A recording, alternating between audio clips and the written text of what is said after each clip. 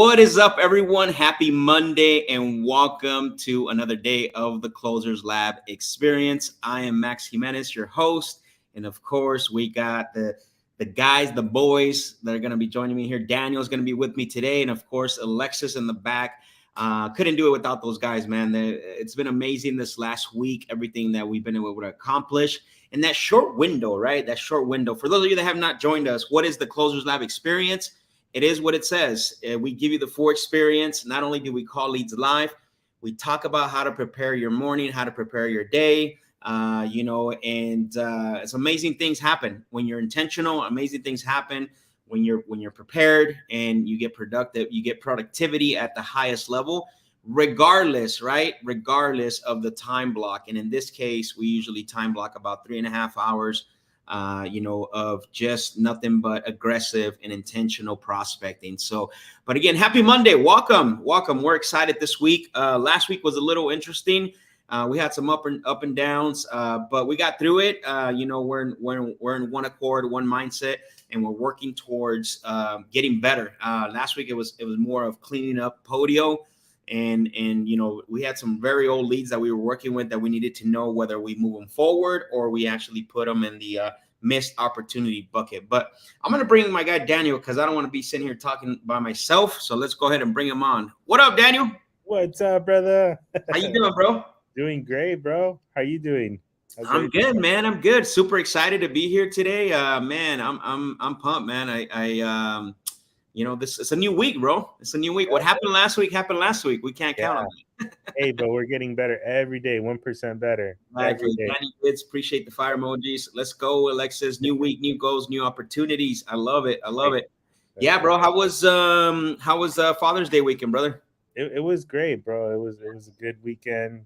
Got to unwind for a bit, but now back at it and ready to go. Yeah, that's always good. When you just focus on the task at hand and what you're doing with family and stuff. It's a refresher, mind clarity. I'm a big believer in that. Yeah, likewise for me, man. I had a really good time. We went out and had a great lunch, spent a lot of time with family.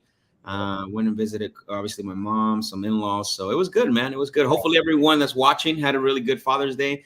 Father's Day weekend, or Father's Day, obviously. And it's always good to have those moments and those times set apart from everything we do. So really quick, before we get started, for those of you that are on here, make sure you like this video, share this video with one person. Let's get this thing going. We have some great things today, what we're going to accomplish. Make sure that you're sharing this with someone. Let's get the word out, right? And that way, we can get it going. So man, I'll start off with this, Daniel. What are some wins for you from last week overall? Not just the day on Saturday, but just overall, just the week when it comes to personally and professionally. What were some wins that you had personally? Yeah, personally, professionally. I mean, personally, I gotta say, just being able to collectively work together as a unit has just been a huge improvement overall. Just being able to collaborate and connect with each other, it's been awesome, to work together off the lives and on the lives. Right. Professionally, I think together we've just been able to put our minds together, and we've been just 1% better every day, making a lot of changes to Podio, just updates, just fine tuning. So I got to say, overall, last week was great, and just looking forward to this week and getting better every week. Yeah, absolutely, brother. I agree with that. I think for me, a personal win for me is that, right? Getting to work with, individuals like you guys, right? That understand the mission, understand the task. Mm-hmm. And, you, Daniel, you and Alexis definitely bring that to the table, right? It's a different mindset, man. Yeah. One of the things I always tell people is that the separating factor is because you can have all the leads, right? You can have all the scripts, you can have, everything in your hand. But if your mindset is wrong, right, when you look at it, you're going to look at all those things as obstacles, right? And I don't know if that's happened to you or not. Yeah, I know exactly what you're talking about. It's definitely a mindset. Yeah, there has to be some type of mind shift. And I think you guys were at a position or a place where you saw you looked at it more as an opportunity of getting better and obviously working together and stuff. So Jermaine, what's up, man? Thank you for joining us. Yeah, no, I'm extremely excited for that. I think that's personal win. Professionally, like I said, in the midst of everything that we everything that we went through as far as like, Podio, a lot of old leads that we had to go through. And again, this is all stuff that you need to do if you want to run an efficient business. You got to understand that. Like, you have to go through and figure out, you can't throw away leads. That's the one thing, right? Like, leads are your bloodline of your business. And so a lot of times what happens is that the follow-up falls through to the wayside, and you have to, go back and see if there's something there. So most of those contracts or most of those deals that were agreed upon, a lot of those weren't new leads, except for the one on Saturday, I believe was a new lead, I think, right? Yeah, we did have a few on Saturday. Yeah. So those were majority new leads, but everything else was a lot of stuff that was already in the funnel. So, again, going back in there and understanding that, and this is a nugget for you guys, that a lot of you that get leads, you call them once and then you never call them again. And listen, it's happened to me. I get it, but you have money in your funnel and you're out there looking for other sparkly things, right? Yeah. So again, that was a personal, being able to get back in and also being able to get back into organizing the Podio and get it to the way we need to get it. So yeah. Anything else you want to share on that? Yeah, I think that's important. Just want to, add a little bit more to that, because as you scale and as you grow, these are all systems that, it's very critical to have organized and be able to delegate, as far as like when you have more people coming into your company and helping you, make calls. Like, having your CRM organized and your leads properly tagged it's very crucial. So I do agree with that. Yeah, absolutely, man. I think that's it's hard to really operate at a high level if you don't know where you're at. You know what I'm saying? That's key right there. Is in order to be able to operate at a high level, is there has to be a point of really looking at yourself, right? Measuring it, where are you at in order to operate at a high level, or else you're not going to be able to, right? Or else you're not going to be able to. So what are you looking forward to today, bro? It's Monday. It's a new week. Woo, let's go. Yeah. I'm looking forward to just having, high quality conversations, help people out, help them with their problems and find solutions to their problems and close some deals, get some contracts. I love it, man. Me too. Same thing. Looking forward to today's. It's 0-0, right? It's 0-0. It's a new game. Yeah, it's a new game. What happened last week was last week. We're here 0-0, right? The scoreboard has changed, and so we get a new opportunity to tackle it even better because of what we know from the previous week, right? Now we know where we need to maneuver. We need to know where we go, and we're gonna walk into that too. But I'm looking forward to having not only an exciting day, man, but also a very productive week this week. Yeah. So getting more, I think doubling the contract or the offer accepted ratio from last week. So let's go. Let's get it. So let me go ahead and show our scorecard for the day. I know I posted it today on all my socials, and I've gotten some good feedback on it because not a lot of people show that. You know what I'm saying? Yeah. And we talked about that already. So these were the final numbers compared to the weekly goals. Again, we talked a little bit about, falling short on some of them, but it's all good. This is part of the growth process. This is part of cleaning up what we needed to clean up. Obviously, I posted this already on. I'm not going to go through every single detail, but here's the real deal, right? This is the scorecard. This is where we're at. But here's what I wanted to show you, right? So that was week 1. Now look at week 2. Fresh. Mm-hmm. Fresh, right? Like, we have a fresh board, like Alexa said, right? We have a fresh board. We have a fresh, all zeros, a new day, a new opportunity. And then what we're going to do as we go, we're going to be looking at the past weeks to see where if we're trending up the right way, right? This is the beautiful thing about it, is looking at the past week to see if we're trending the right way. And we're going to be doing that. Now, we haven't adjusted the weekly goal numbers because we're still only in week 2. And what I mean by adjusted, we're not going to change these drastically. We have to look to see where we're at. I use this example all the time, Daniel, and people get a chuckle at this because, you ask a newbie, like, what are your goals? Well, I want to make $1 million in a year. Okay, how many deals have you done? Well, I haven't done my first deal yet. Okay, let's. I don't want to burst your bubble, but let's kind of back up here a little bit, right? So it's the same thing, right? Sometimes we're we're more ambitious than what we are, or we're setting goals too low. That makes sense. Yeah. So if you're weekly, like if we find out in week 2 or 3 where the weekly goal is set, like it's too ambitious to get 60 conversations, right? Which I don't think it is, but I'm just using it as an example. Then we have to modify it to be a SMART goal. And if we're setting the target too low, we need to modify it to be a challengeable goal. So we don't know that yet right now because of the leads we were calling last week and all that. That makes sense, Daniel? Yeah. Yep. Perfect sense. So because again, we want to make sure that we have SMART goals, attainable, but also we want them to be, we want those goals to challenge us, right? To be challengeable, and we're always striving to be better. We're always striving to be better, and they're going to get modified at some point, potentially, maybe after this week or next week. We'll see how it goes this week. But yeah, this is what we're dealing with. So again, all zeros here. We're starting fresh and brand new. Who's ready? Drop some fire emojis in the comment section. Some thumbs up. Let's go. Man, it's quiet this morning. Is it? I don't think people have had their coffee yet. I don't think people have had their coffee yet. I don't know if I should go through the Closers Lab. Oh, I'm gonna have to stop sharing this through the recon sheet. You think I should share the recon sheet, man? It's quiet in the comment section today. Yeah. Let's go. Alexis is ready. I love it.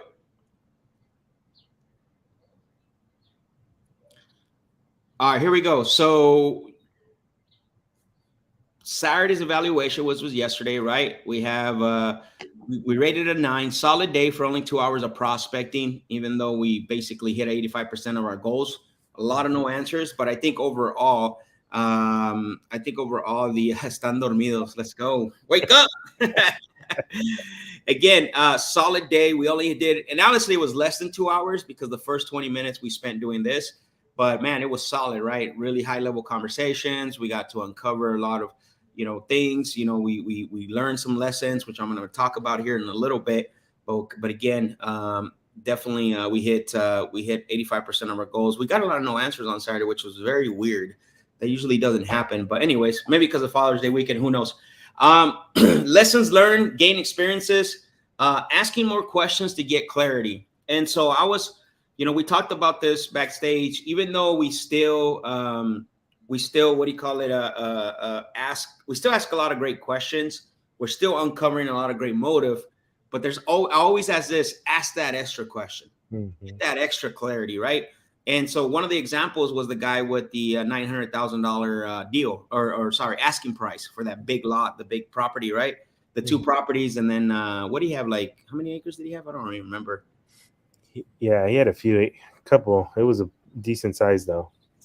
Yeah, for sure. 60 acres. It looks like that's what I put in the back. So again, he had that property listed on Zillow. It was on Zillow, and it was listed for almost $200,000 less than what he was the asking price that he gave me, which I should have dug deep into that more, right? Like, hey, I'm a little confused. You want me to pay $900,000, but yet you had it out in the open market for 750, 700.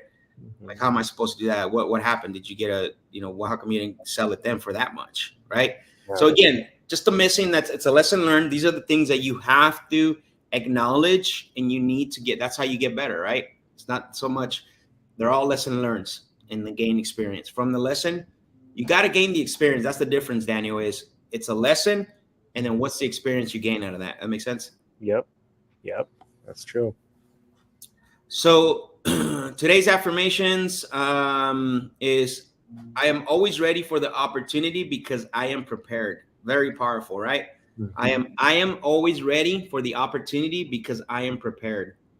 Next one, I am reflecting, adjusting, and trusting the process. Huge, right? Like, I think this is very important, is that's what we're doing, right? That's what I was talking about with the lessons learned, and then the gain experience out of those lessons, right? Again, I'm always reflecting, adjusting, and trusting in the process, because again, you've heard a lot, like, hey, trust the process, right? Don't cheat the process. And it's so true but we need to be reflecting and adjusting, self-assessment. And I Yeah. love this one especially, right? I am one call away, one prospect away from my next deal. I am one call away, one prospect away from my next deal. You notice how that flows really well. And here's Yeah. the funny thing about this, Daniel. I just thought about this is that neither one of us actually, because I did the first one, Alexis the second one, and you did the third one. But Yeah. neither one of us got in a huddle and say, "Hey, let's make it rhyme." Yeah. Right? Let's That's right. make it flow the way it flows. It's like, okay, here's what I got, and then Alexa, here's what I got, and then for some reason it ends up being like, you notice that? Yeah, I did. So again, that just tells you in the vibe that we're on, the state of mind and all that, right? Great minds think alike. Yeah. All right. So what are today's behaviors plan, Daniel? So our what is uncover motive, and our how is by asking questions that move the self forward, and who is someone that has a problem that we can solve. I love it. Right. Yeah. I love it. And then our standard non-negotiable is keep ourselves accountable to our goals, which is what we do every single day. We're here black and white. We're not fluffing the numbers. You're seeing it happen live, and then we put it on paper, right? And we have to keep ourselves accountable to our goals when we're hitting the goals, right? It's definitely something that we need to do. So challenge, besides the scorecard, here's our personal challenge for the day. We're looking to get 30 contacts, 9 conversations. Out of the 9 conversations, we're looking to generate 5 prospects and 8 offers. Mm-hmm. Turn those into 2 contracts, and then set up 3 high-level AFAs for follow-ups, right? So Mm-hmm. again, I want to reiterate this is that these are the challenge. We have our targets already. What we want to hit for the week on our scorecard, but you can challenge yourself, right? And I don't know if did you guys ever do that before you came on here the week before we started doing these calls at all with like your targets, Daniel? Honestly, no, not as like high level like this. Okay. We did have like some goals, some metrics, but not broken down in this way. Yeah, so something I learned, this was a while back, right? This is why I do this, and this is why I put it in the recon sheet, is because like you obviously you're always going to have what the goals that you need to meet every single week. Those are standards, but then you can create goals to push you and challenge you, right? And I've talked to people, and most people don't really think about that, right? Most people don't think about having these personal challenges, these goals, even though you have your set goals for the week, the month, whatever. Like, you should be challenging yourself every single day. Now, one thing you notice on here, Daniel, which I always talk about, is there are certain things that need to be done, right? Like, we're not going to put on here, pick up the phone and or what is it, call people, right? Like, we're not putting like little things that we know that need to be done, right? We're actually putting like actual applicable, smart, actual things that are impactful when it comes to do what we do. So That's right. Yeah. anything else you want to add before we go and start the day? I think we covered it all. It's um looks good. Ready to start this week fresh, and let's hit those phones. Let's go. Who's ready to make some phone calls? Let's see. Drop some fire emojis, drop some thumbs up. Let's go. We got to get pumped in here, man, because I can't play music. So let's see. We got the birds back. Everything's humming this morning. That's right. Got the birds back. We got everything we need. So let's go ahead and pull up the pipeline so we could start calling. Yeah. All right. Let's take a look here. Alexa says, "Let's go." Always pumped.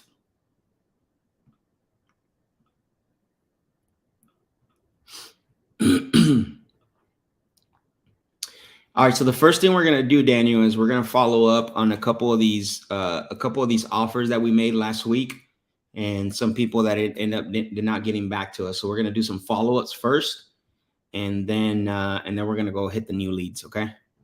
All right. Cool. Let's do it. Awesome. Let's see.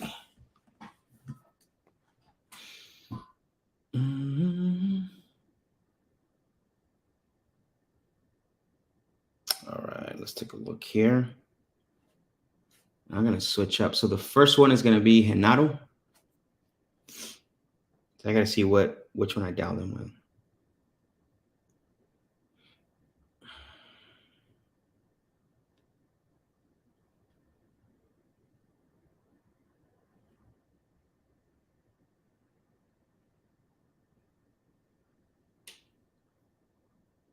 All right, I'm going to dial him with the second AZ number because it looks like I called him with the first one. So. Okay, got it. Awesome. Teach me something, Max. I don't know if I can, man. I might not be able to.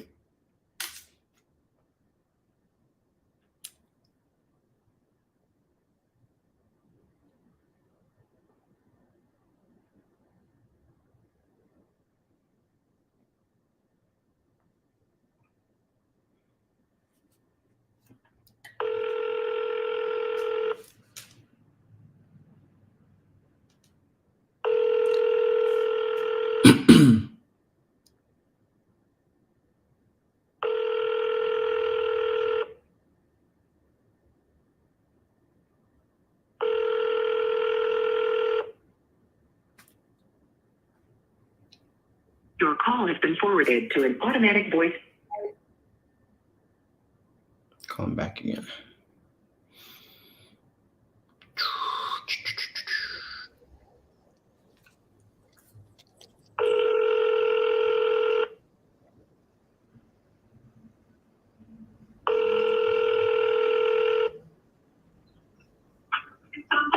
Hello. Hello, Genaro. Sí. Hey, Genaro, it's Max. Oh, what's up, man?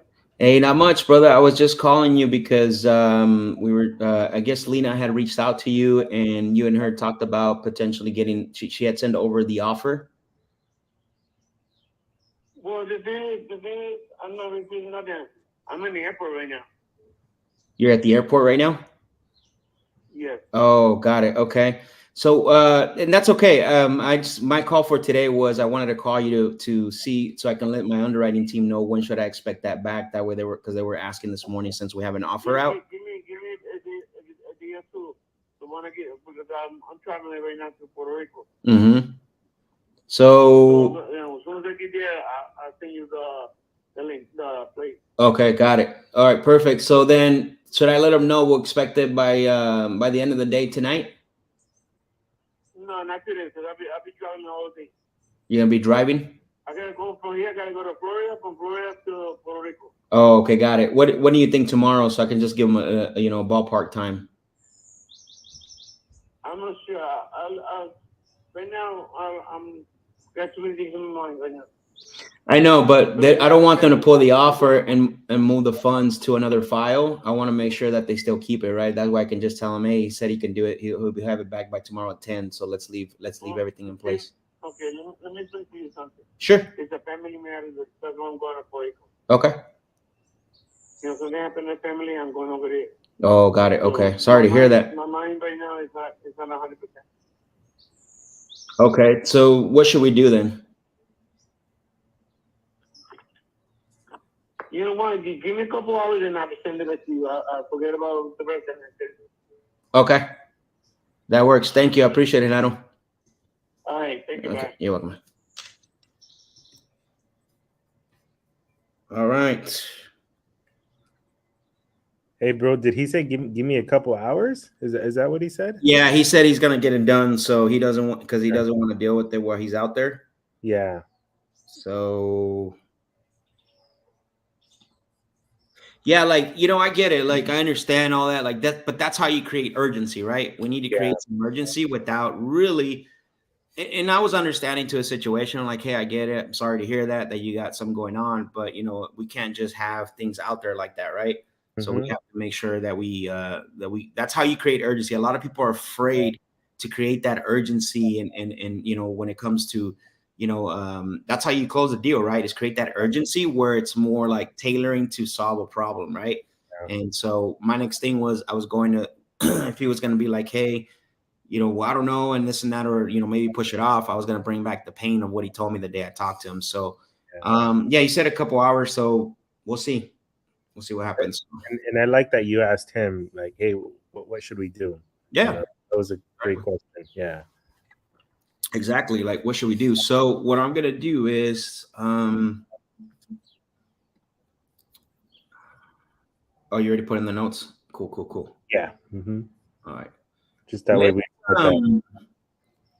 I think we should move him out of callback today, maybe, Okay. and just leave that. That's about it, though. Okay. So cool. Since we already got a hold of him, so all right. All right. Cool. Next one is I'm gonna call Curtis. That's a follow up as well. Curtis. Oh yeah. Yep.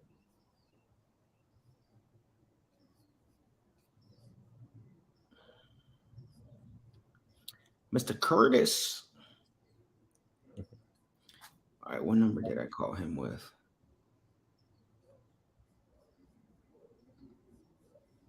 Okay, so again, call him with the second AZ number. I don't think I need to with this guy, but just in case. Yeah. I think that was the phone number that you used last as well. The second AZ number? Yeah, the second AZ number. Oh, was it? Oh, yeah, that's right. Okay. I can see I put in his name and info and. Okay, cool. So let me call him from the first one then. Okay.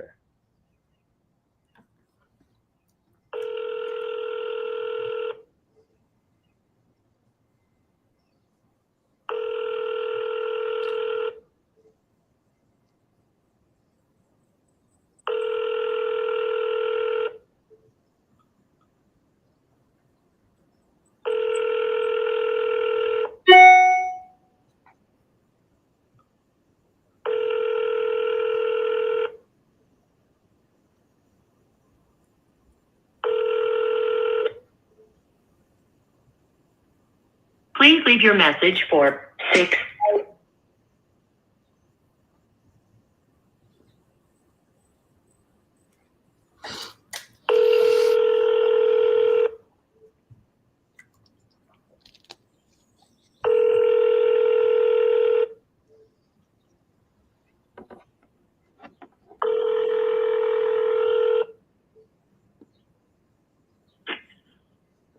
Hello? Hello, Curtis. Yeah. Hey, Curtis, it's Max. I spoke with you last week about your property over at Prospect Avenue, Southeast. Uh-huh. Yeah, I was following through because I know Lena, my coordinator, had called you and spoke with you, and I had actually sent you the offer, and I was following through to see where you were at as far as viewing it and seeing what your thoughts were. No, I didn't get that yet. I wanted the email messed up. Let me take a look here. Hold on. Because I know, let me see. I'm pulling it up right now just to verify it with you. All right, let's see.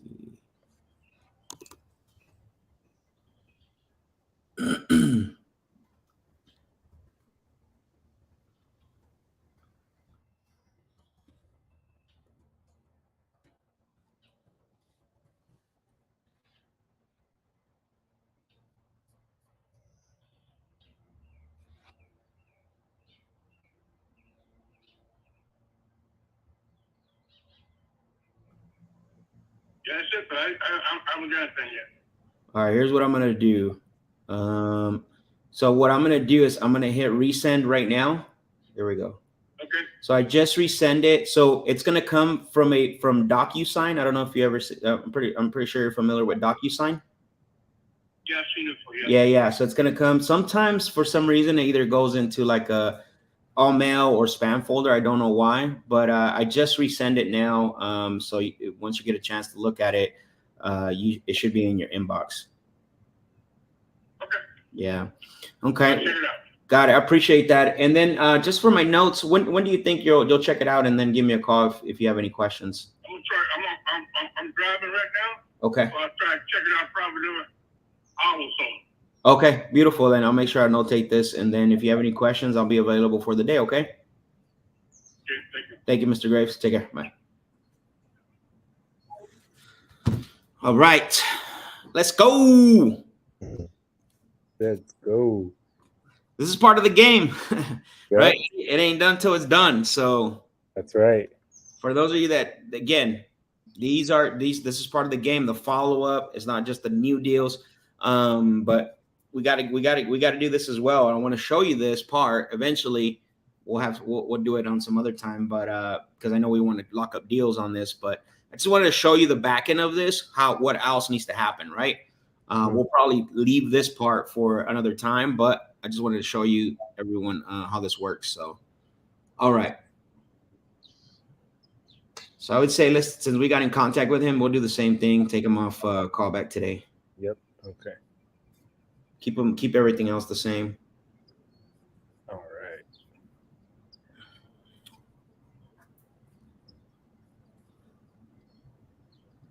Let's see. What number did I call Nathaniel on?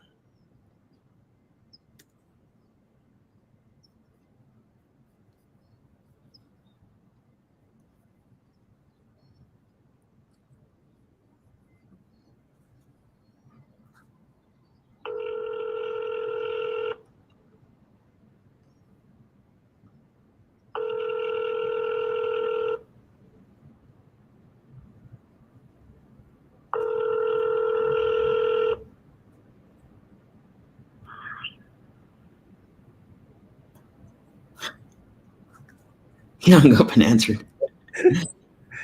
Freaking guy. All right, bro. I have a special set of skills. I can skip trace. A call has been forwarded to an automatic voice message system 3187. All right. I think what I'm going to do with this guy is I'm going to pull the offer, bro. Because he's not responding. Actually, here's what I'm going to do. Let me send him our very special text. Let's go. Here we go. He answered the phone, so he'll get the text. Yeah, I know. I am going to send him this very special text.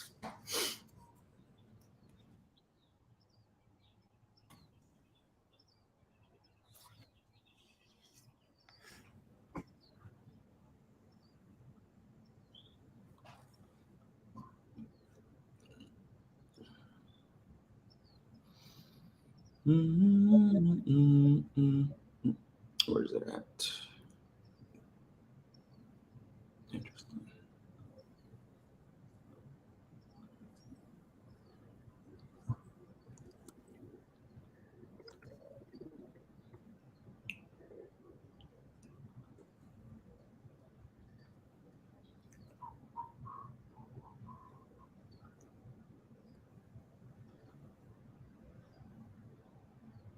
I'm gonna send him the special text.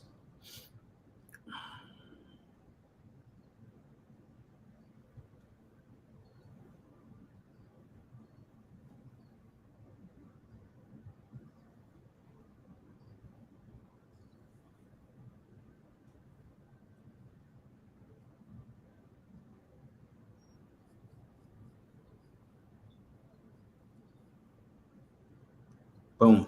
There we go. All right. All right. Who's next? I might follow up. So I think that's what we could leave under call back today. Anyway, Okay. because he didn't pick up. Okay. Yeah.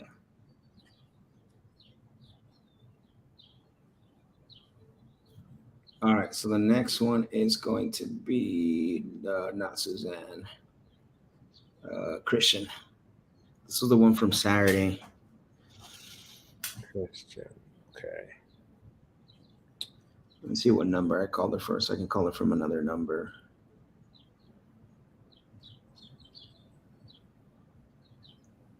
$609.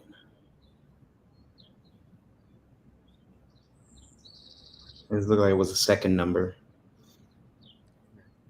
Or the first Phoenix number, actually. So 609. Yeah, I see that. The first Phoenix.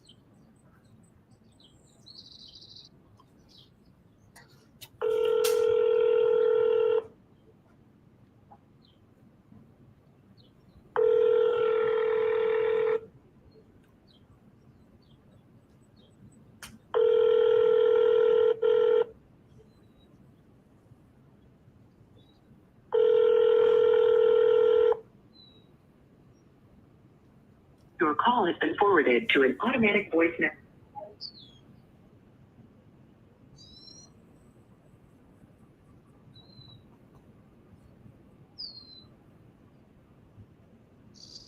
Call her back.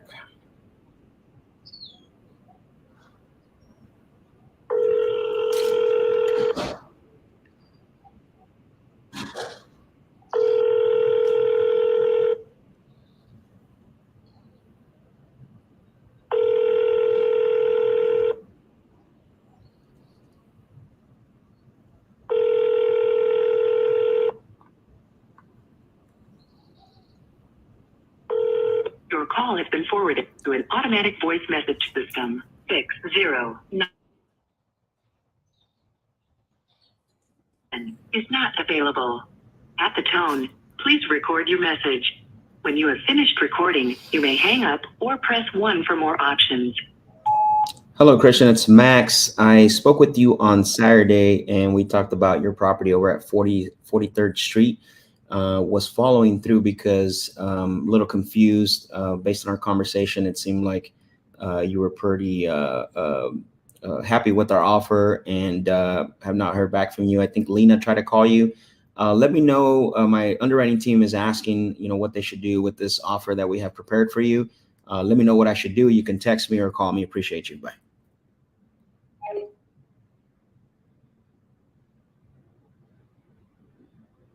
All right. Okay. I think that was our follow-ups for this morning on the offers. Okay, cool. Just keep her in the contact today as well. All right, cool. Let's go ahead. So we got some new leads. Awesome.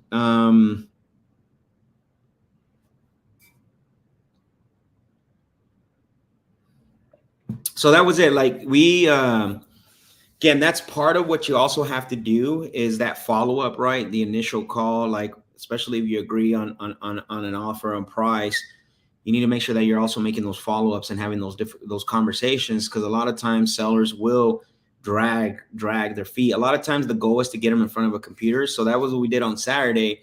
But then when Lena tried to do that, or our coordinator, she basically didn't answer her the call, right? Our goal is to get them in front of a computer. Sometimes you can, sometimes you can't. So you have to follow up with those leads, like very like consistently be on it. So just want to show you a little bit of that when you're following up with the leads. And then we just, again, the text that we sent, the one that I just called before this one, because he did answer and hung up on me. Did you see that, Daniel? Did you hear it? Yeah, I heard that. Yep.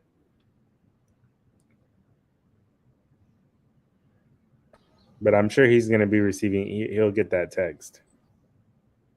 Yeah. You saw it, what it was? Yeah, I read it. It's a good one. All right. So who's first on our list? We got Mackenzie. This is weird. It's like, is this a storefront or what is this, dude? Let me take a look. Oh, it is a store. Let me check it out.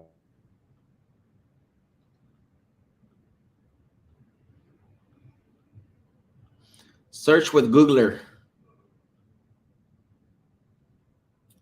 It is a store. Oh, it is commercial, I mean.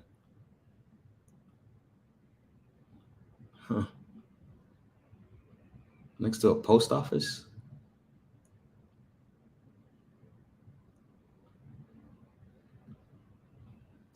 Yeah, you're right.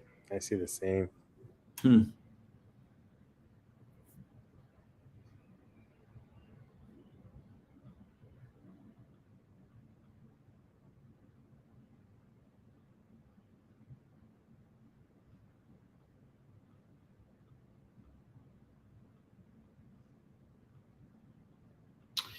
Yeah, I don't know what. I mean, we can give him a call. That's what's in here. So find out what's going on.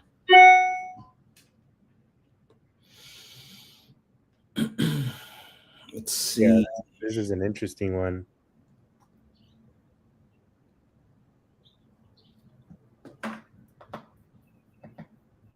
Get my notes out.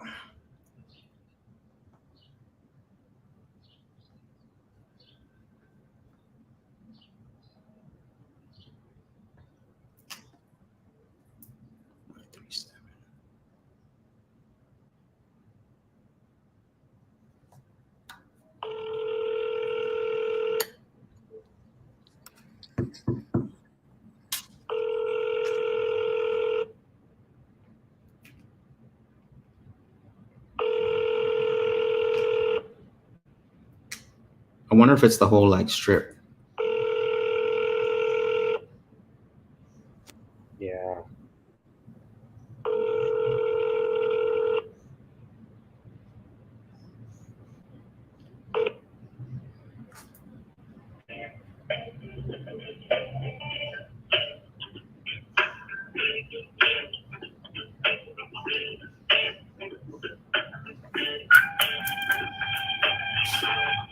Hello?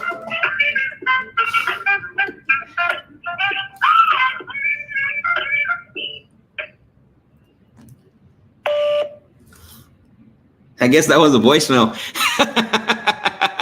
Let's go. What's that? Oh man, that was the voicemail. That was the voicemail, bro. Oh man. That was the longest voicemail ever. I like it though. It put some good vibes on. Yeah. All right. That'll be what our. I guess we'll put it under warm. Okay. We'll do first attempt. No motivation. 30 days or less. Mm-hmm. We'll leave it in the callback today because no Good. answers. All right. And then we'll add sign closer. Perfect. That good? Yep. It's good. All right. Next one. Chastity Jenkins. All right. Let's see.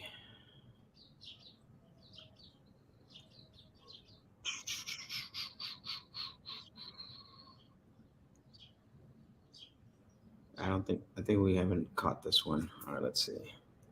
Was this a PPC one? Okay, yeah. Yeah.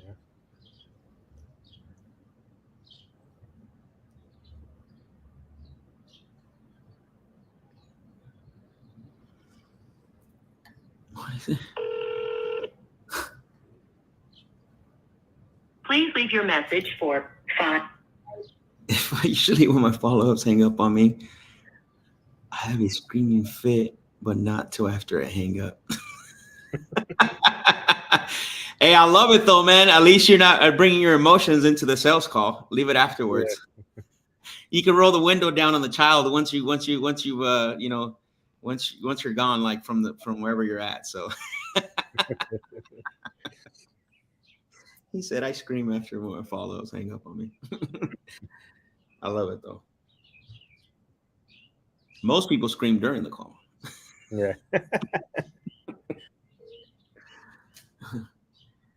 Please leave your message for 50. Sheesh. So, okay. We've actually, this one I thought it was a new, but we tried to call them twice last week. So we're gonna put it under warm. Okay. 2 attempts. No motivation, 30 days or less follow-up, and then call back today because we haven't got a hold of them. So Okay. Yeah, so 2 attempts. No answer. All right, let's go next. Byron, where you at? Yep, Byron.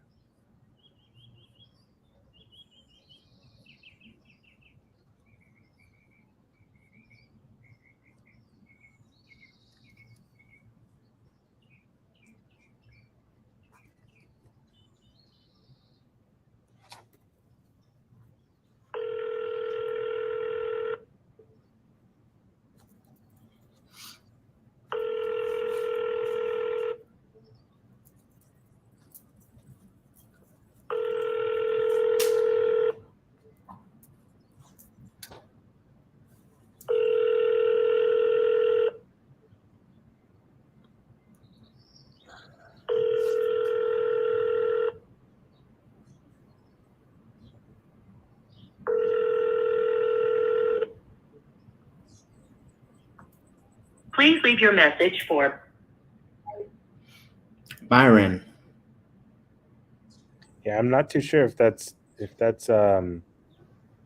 accurate, because on title I see something else. Oh yeah, what are you seeing? Verna Verna? J. Yeah.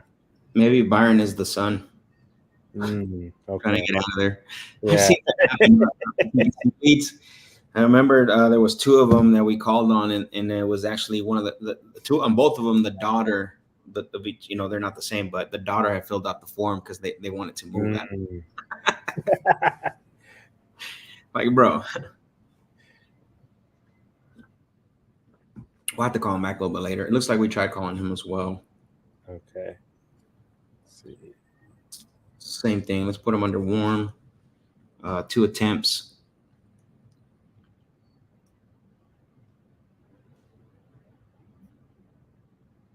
Three days or less.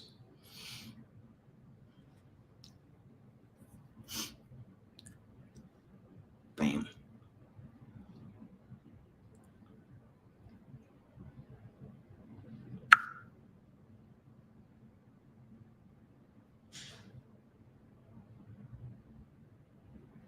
All right. I'm on Jeremy right now. All right. Cool. Let's go.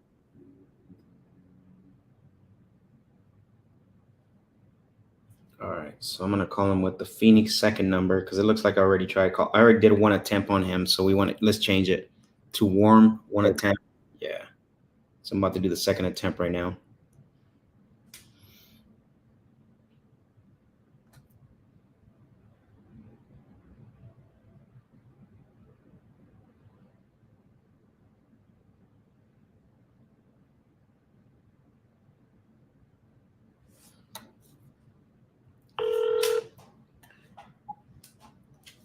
Oh, is this the one that hangs up pretty fast?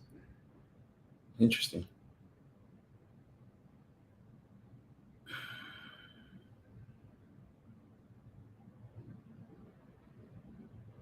It is, huh?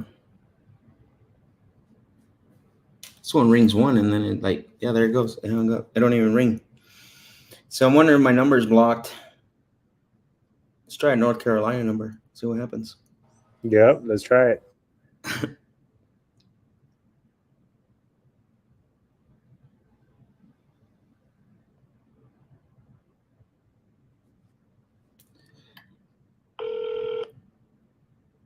Yeah, something's up because that number is not. We might need to skip trace this, bro. Okay. Let me look into this one. Yeah, let's move it out of. We won't call it back today, but we already got 2 attempts on it. And then let's just put the notes on there. Might have to skip trace it.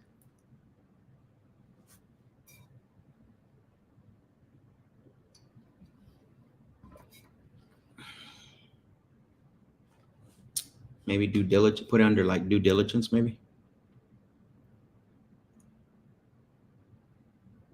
Okay. Cool. Yeah, solid. Warm, ready to 2 attempts, 30 days or less. We keep them on that pipeline, and then due diligence for the skip trace. Cool. And we got another one. Yellowstone. All right. And this looks like another retail lead. Or Yeah. commercial. Yeah. It does. Yep. Let's find out. I'm just trying to call him from a different number than I did on Saturday. So I think I've already called this person. Let's see. So we might have to change the disposition. Okay. Let me just verify though before we do that. Let's see, 606. I didn't do it from the AZ second number. Let me check the first number.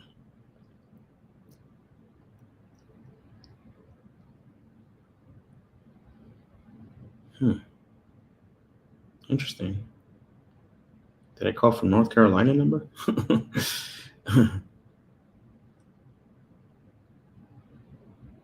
No.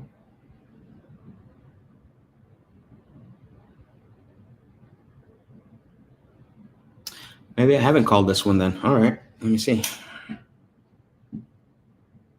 I don't see it. Yeah, and I can't seem to find the address on this one either. Or where, like on like PropStream or anything?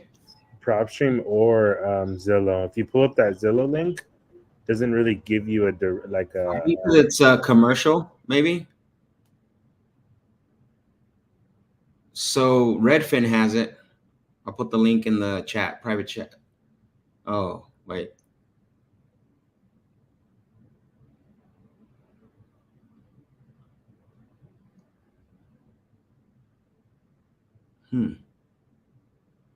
You're right. Not even Google Street View. Yeah, maybe we can just have them confirm the address once we get it on the phone. All right. Let's, if we get them on the phone, let me call Sandra.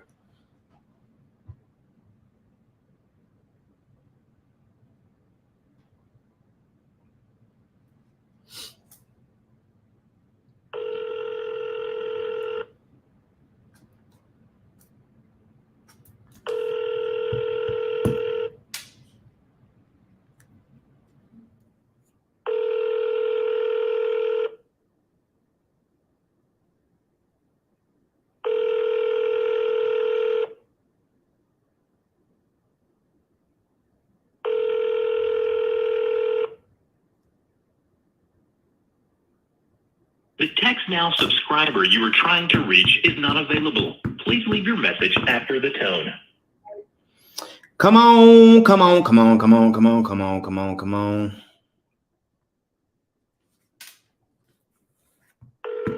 I don't scream. I just like to sing after I hang up.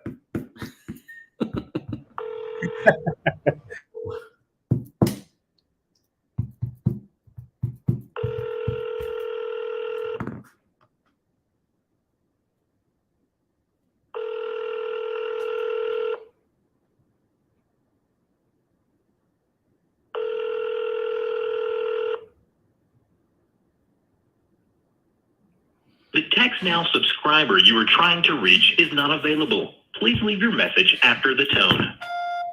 Hello, Sandra. It's Max. I was calling about the Yellowstone Drive property because. Bam. All right. So that's first attempt on that one. Let's just leave it in call back today again. Follow up with that. Make a second attempt towards the end of the call session.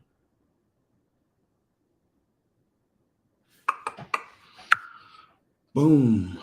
Yeah, that one's weird because it's like a little, it's just, yeah, nothing's coming up. So we have to verify the address with them once we get a hold of them.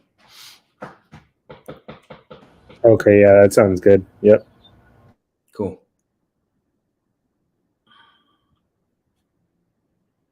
Alex.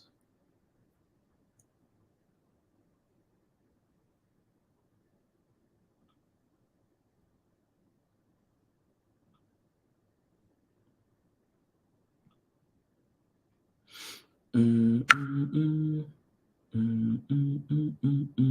right, let's call Alex Denton in Talladega.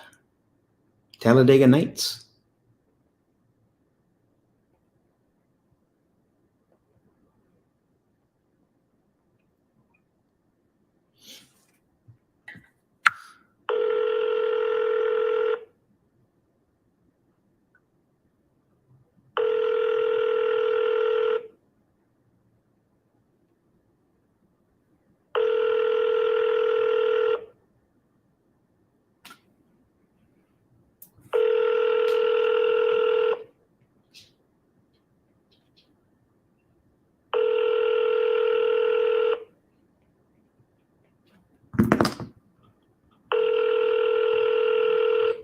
I'm sorry, the person you were trying to reach has a voicemail box.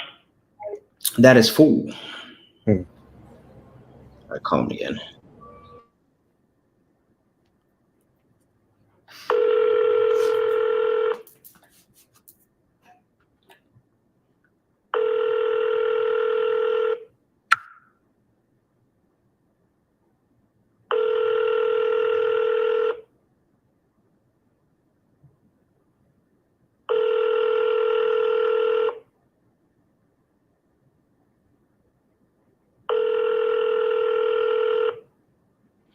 Let's go. I'm sorry, the person you are trying to reach has a voicemail box that has not been set up yet. Please try your call again later. Goodbye. Should shoot him a text. Yep. Be like, hey, Alex, it's Max. Give me a call. Yeah. Really simple.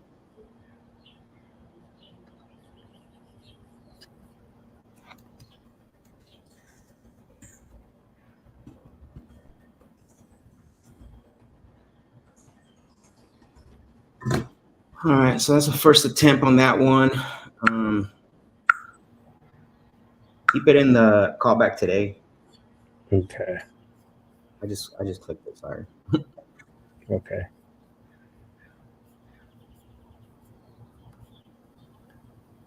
Cool. Awesome.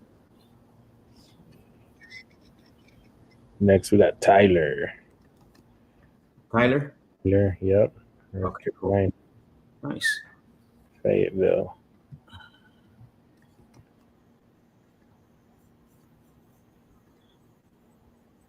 All right, cool. Oh, this looks like a good one. It does, bro. I like this one. Here we go. Let's go. This is the one. This is the one. I like it. Send them vibes already. Let's go, Yep. Jermaine. Come on, Tyler. Jermaine.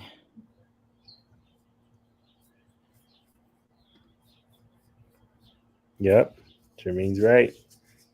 Tyler's going to answer.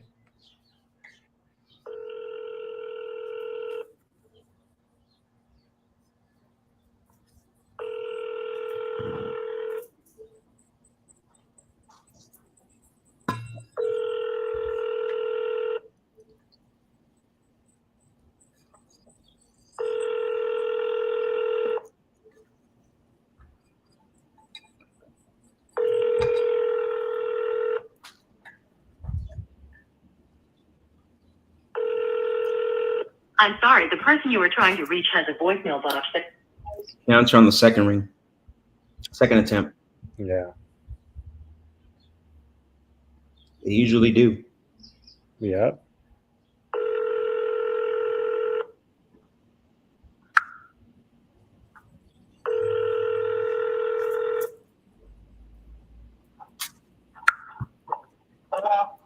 Hello, Tyler? Hello? I'm sorry? Who's this? This is Max. I was calling this. Do you have any relationship with the properties at Shaw Cross Lane? Yeah. Okay, but this is not Tyler? This is Miss Brown. If you ask me if you want to sell, the answer is no. The answer is no? Yes. We got like 80 calls all day long. Oh, okay, got it. Why do you think you're getting a lot of calls? Why do you think that? Tell me, you know. Can you tell me? I don't know. This is my first time talking to you, but just wanted to follow through on some notes because No, they must be selling our information because we don't got a for sale sign or nothing that we get calls back to back. Got it. We try to figure out why would people call us and don't say for sale. Mm-hmm. Okay, got it. Yeah, so one of the reason why I called was because I know in the notes you said that it says that you had said, and I'm not saying you did, that you for a good offer, and I guess the property was rebuilt brand new or something like that. Oh yeah. Yeah, so the only way they can put those notes. Did you come put an offer? Did you come put an offer? No, because you're not interested in selling. Why would I do that? Alrighty, yeah. See the offer. I talked to so many of y'all. The offer is the offer. If somebody calls and asks for your house and you have your own house, there gotta be a reason why they're calling. So if you don't got more than what the property value, you shouldn't be calling. So we don't take comps. We won't take the comps. We into real estate too. We don't do comps. I got it. So if you not everyone sell, but think about that and come up with a good thing. But otherwise, we're not talking about it no more. Sounds good. You take care. Have a good day. I got another call coming in. Thanks. Sift. Shift. First, they don't want to sell. Then they want the number, right? Like, Yeah. okay. Sure. I love that part though. Why would I put in an offer if you're not, you're not interested in selling? She said, Exactly. Oh, okay. What is it? Sift. Sift. I love our tagline. Yeah. So this one, I would say, put it under warm. She definitely answered. Yeah. And then 90-day plus follow up, maybe, or 90 days or less. We'll see. We'll see in about maybe 30 days from now or something. Make the follow up, I guess. Okay. Yeah. Sift. Sift. I think that was the last of our new leads, I believe. Let me take a look. Refresh this. Refresh. So fresh and so clean, clean, clean. You know what? I haven't seen any new leads come in from the cold callers. Let me text. Let me see what's going on. Okay. Let me shoot over at text. We got some follow-ups, but yeah, we haven't had any new leads come in, which is crazy.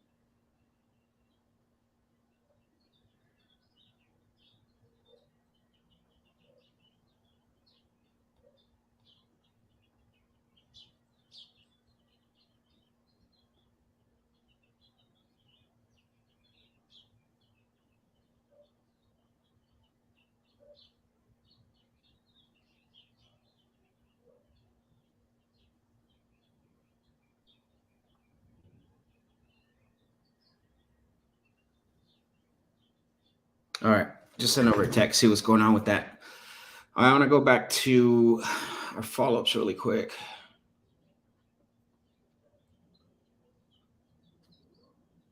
I'm gonna sort it out by lead status funnel descending.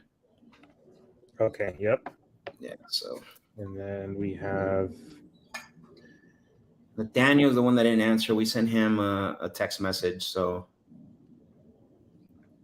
Suzanne, I think, is at 11:30, and then Christian is another one that didn't answer. So I'm gonna start with Dolores. Okay. All right. Dolores. Yep. Dolores in Tampa. Dolores. Yep.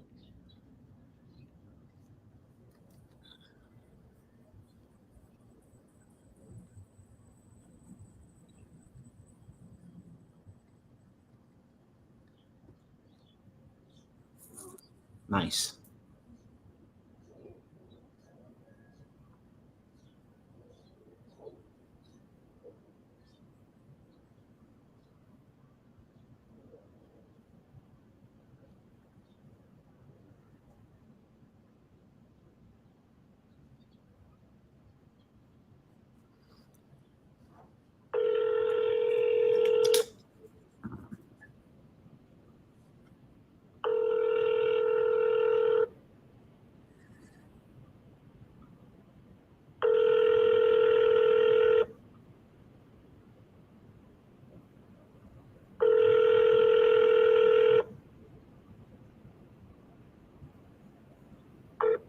Your call has been forwarded to an automatic.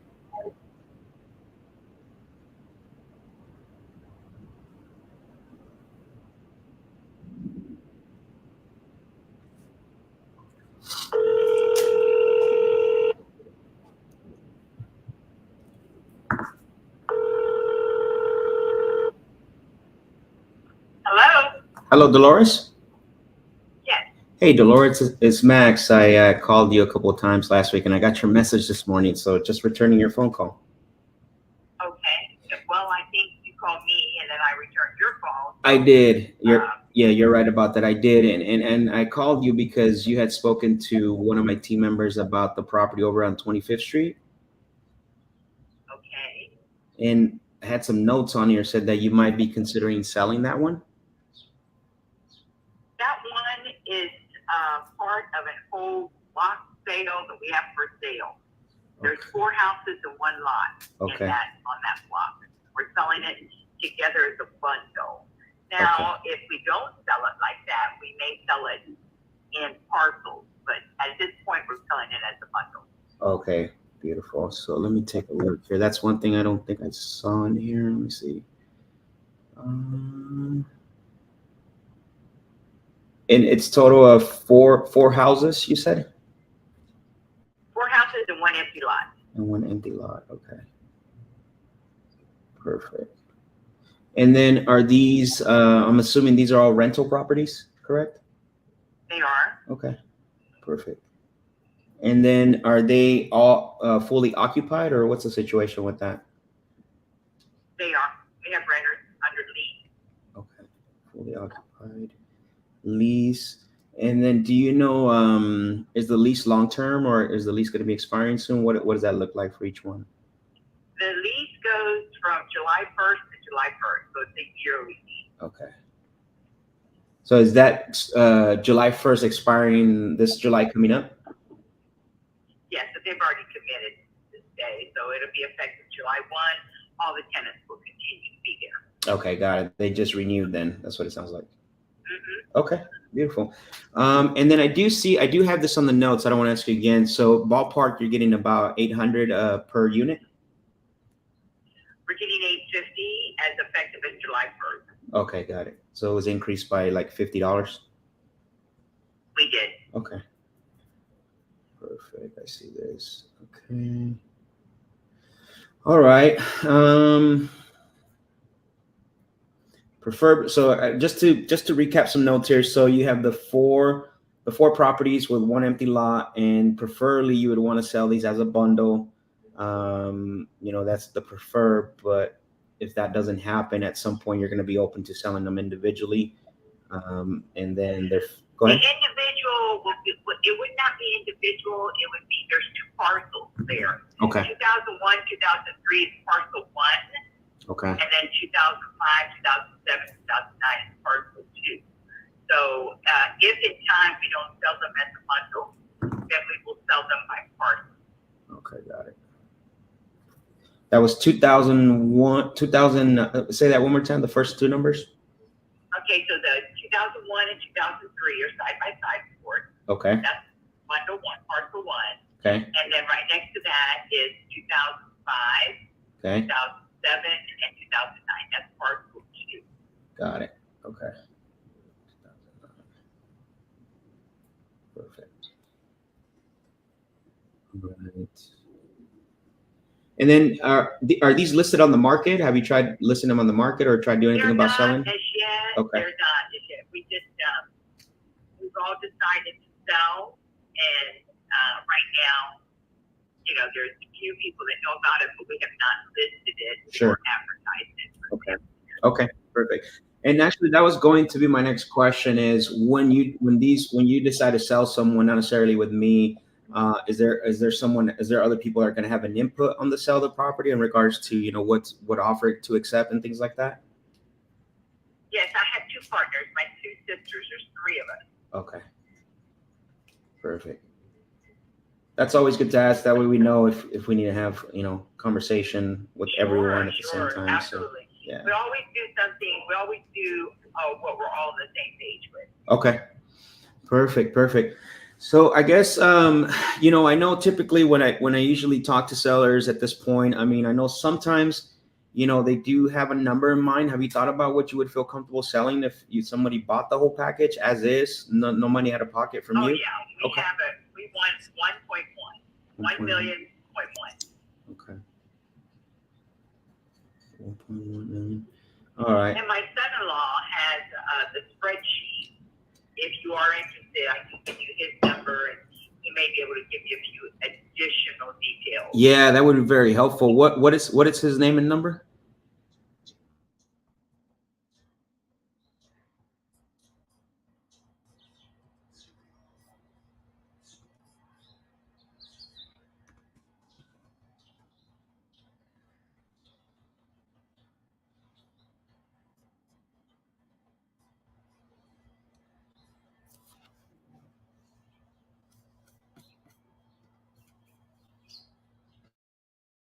that down. Okay. I think I have enough information now. I'll talk with my underwriting team to see where we're at with this. I do have one more question before I hang up. I guess two. Sorry, I lied. I'm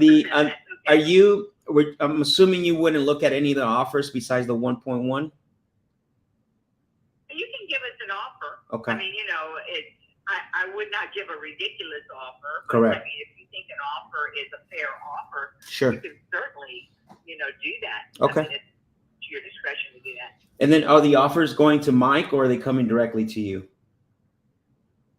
You can go to Michael. Okay. And then he gets it to me anyway. Michael. So. Okay, perfect. And I guess my last question. I will say this. Sure. Max, go ahead. We're not interested in a listing. We're only interested in buyers. Okay. So I don't know if you're an investor, broker for people. That's perfect. So, I'm a direct buyer, so I'm with direct home buyers. So I'm okay. I'm not looking for a listing here. I'm looking for more to see if it's an opportunity, right? We don't buy every property from everyone, so I'm just looking more for if it's an opportunity that qualifies. Okay. All right. Yeah. And then my last question, I promise. If I go to my underwriting team and we let's say that the one lump sum comes a little short, I don't even want to give you an offer because I don't want to offend you. But if they say that we're able to give you the 1.1 or maybe even more, are you open to giving us some time to make you equal monthly payments to pay that off at some point in case the one lump sum doesn't work out?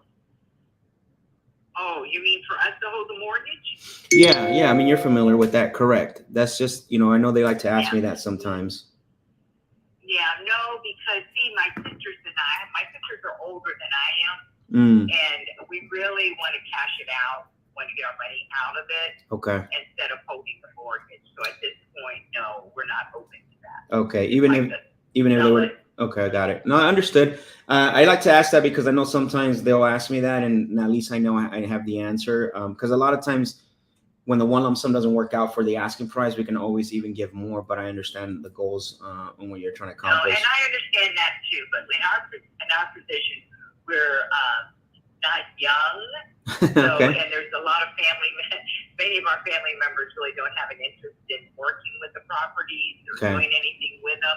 Yeah. So we thought it's time. We inherited them from our parents. Oh, wow. Okay. So we thought it was time to enjoy what we could get out of it. There you go. If you're able to, why not, right? I always tell people that, like, that's great to hear. So, right. Okay. So I have a good understanding, a good grasp. I have Michael's phone number for him to send me over the spreadsheet. And then, like I said, once we do our due diligence and then look to see. And then do you know if Michael, I guess I'll ask him about pictures, if there's pictures there for the properties as well, too, so we can get a better understanding of what the actual condition is. I'm not sure if he has pictures or not, but I think he does. But, okay.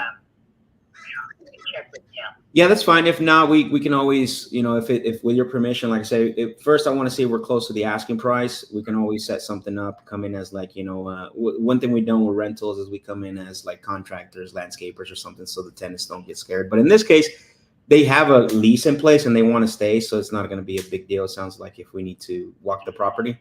That's true. That's okay. true. That's perfect. True.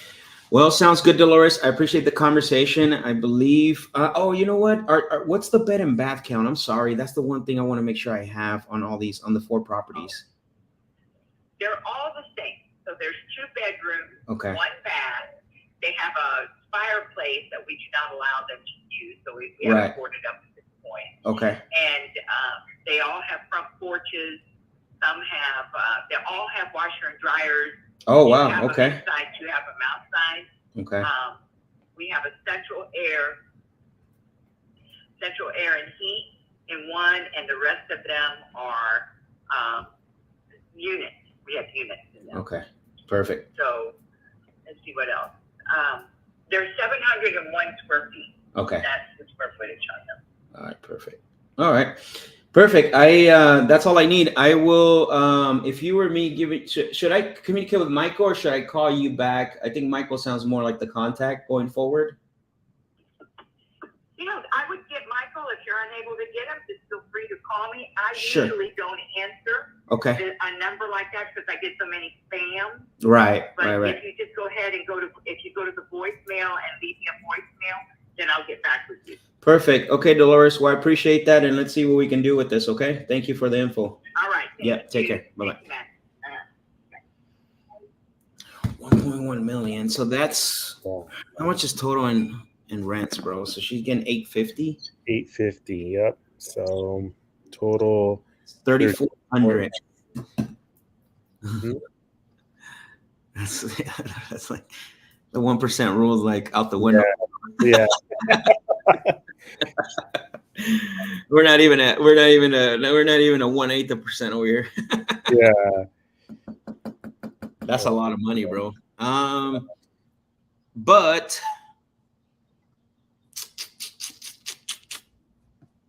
it is in Tampa, and I know Florida's going bonkers. However, I don't know if it's going 1.1 million bonkers. Yeah. I got somebody there that can potentially help us with this, to get a better grasp of the. What are you seeing on PropStream for this one, bro? I'm seeing, and I know she mentioned it has two houses on one. I'm getting on right parcel.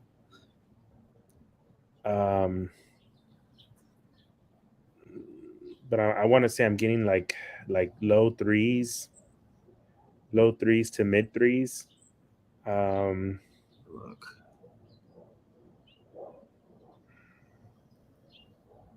And all five properties are linked together, it looks like. Yeah, they are. Yep. 205. Because I did put that in the notes. There's some that aren't. I don't see them unlinked, but I got them down. Which it's 2001, 2003 on one parcel, and then 2005, 2007, and 2009 on another parcel.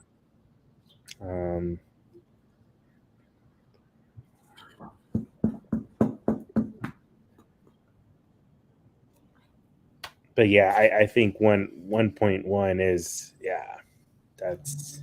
You know what's funny is the last sell price on this was 500,000, but I don't know if that was like the package deal. You see that? Yeah, I see that. Yep. I think that was a package, right? Like it all got recorded to the same Red Cap LLC.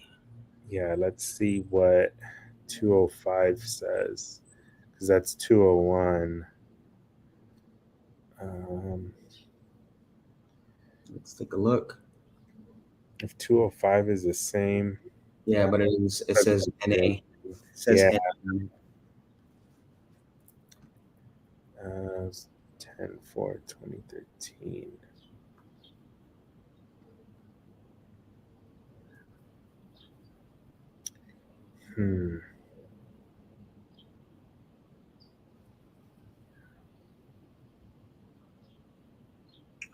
Where is? Oh, I see. Okay. So one of them. So it's 2 parcels only, correct? Yeah, correct. 2 parcels only. What she said. And then it looks like. How is that an empty lot? That's part of the property. It's not an empty lot. Yeah. Still have to make it an empty lot, it would have to be subdivided. Like right. Yeah. It's not an empty lot. So yeah, that's weird. Let's take a look at the street view here. Yeah, but they literally are all side by side. It's from one corner to the other, from 10th to 9th. But yeah, it's tough to justify that 1.1 with $850 a month, bro. Big time rents. Yeah.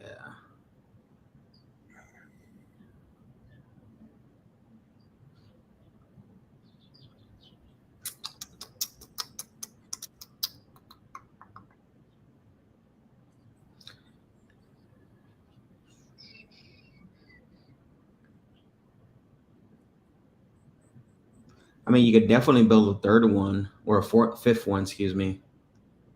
There's enough room in that lot, but yeah, right now it's considered as part of from what I'm seeing anyways, unless they subdivided it and it hasn't been reported.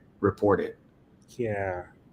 So which I don't think so, because based off of what she said, I remember I even put in the notes that 2003, 2005, no, 2005, 2007, and 2009 are one parcel. Yeah. So, Yeah. Okay. Then that's definitely a no. yeah. As somebody that we can reach out to about this, but I don't think, bro. I think, yeah, they're reaching, bro. Yeah. Yeah. Definitely. Reaching a lot. Yeah. I wonder how she came up with that 1.1.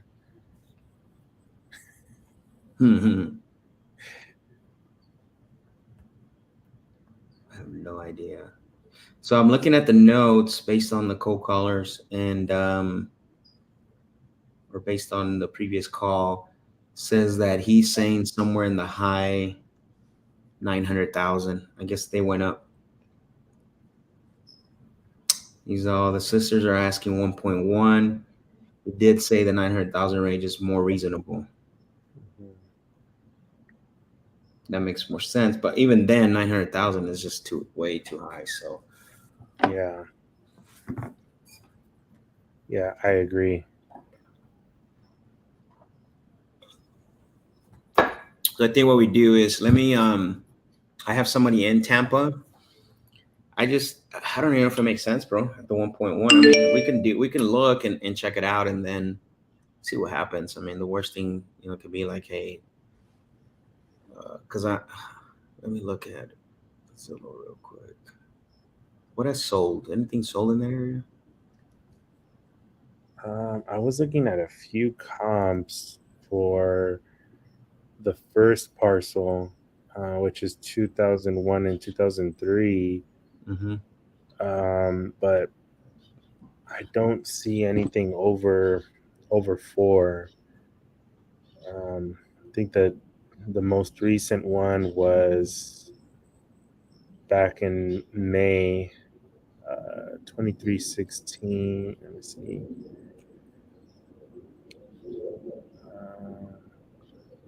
There's 600 square feet that sold for 230.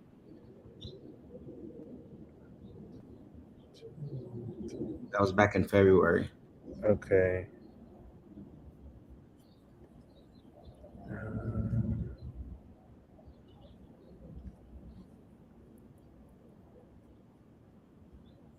Oh, I think I know why she's now asking that price, bro.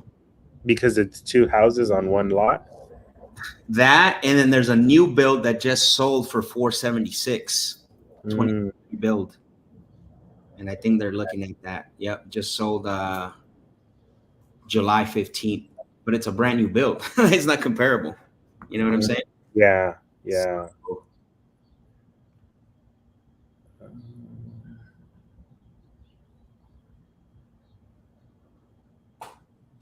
I mean, there's another 2.2 sold for 370. A lot bigger though, almost 1,200 square feet. So that one sold in May. Did you see that one? Is that the one that is, 1904? No, 2316. Let me put it in the comment in the private chat here. Oh, okay. Yeah, there was actually 2 that I was looking at.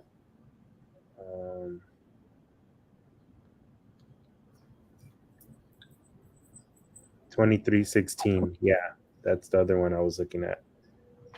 A lot bigger though, and it's a 2.2, not a 2.1. Yeah, I see it. Yep.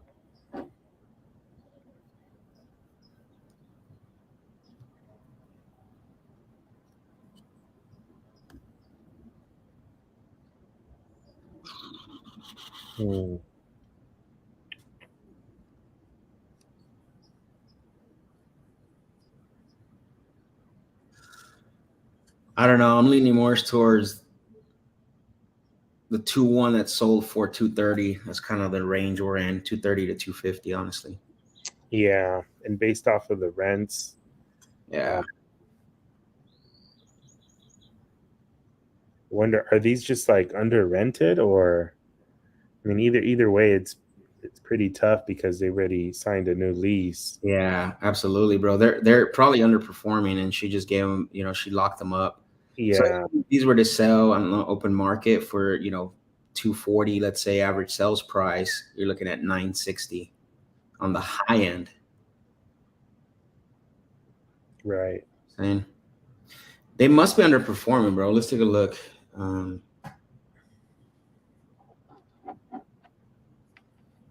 to rental comps.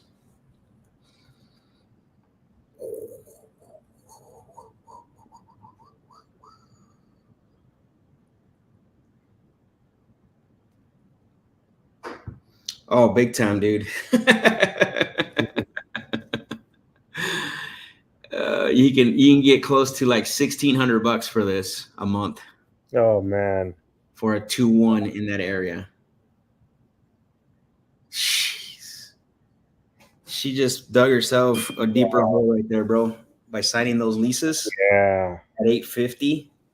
Unless they're that rough, and then she's like, I don't want to deal with it no more. You know what I mean? Right. But yeah, I mean, on the low end, this is what's crazy, right? On the low end, you're talking $1,600. On the high end, $1,800 for 2-1s, and she's got them rented out for $850. Yeah. With Chris, bro. Wow. I think she shot herself in the foot, man.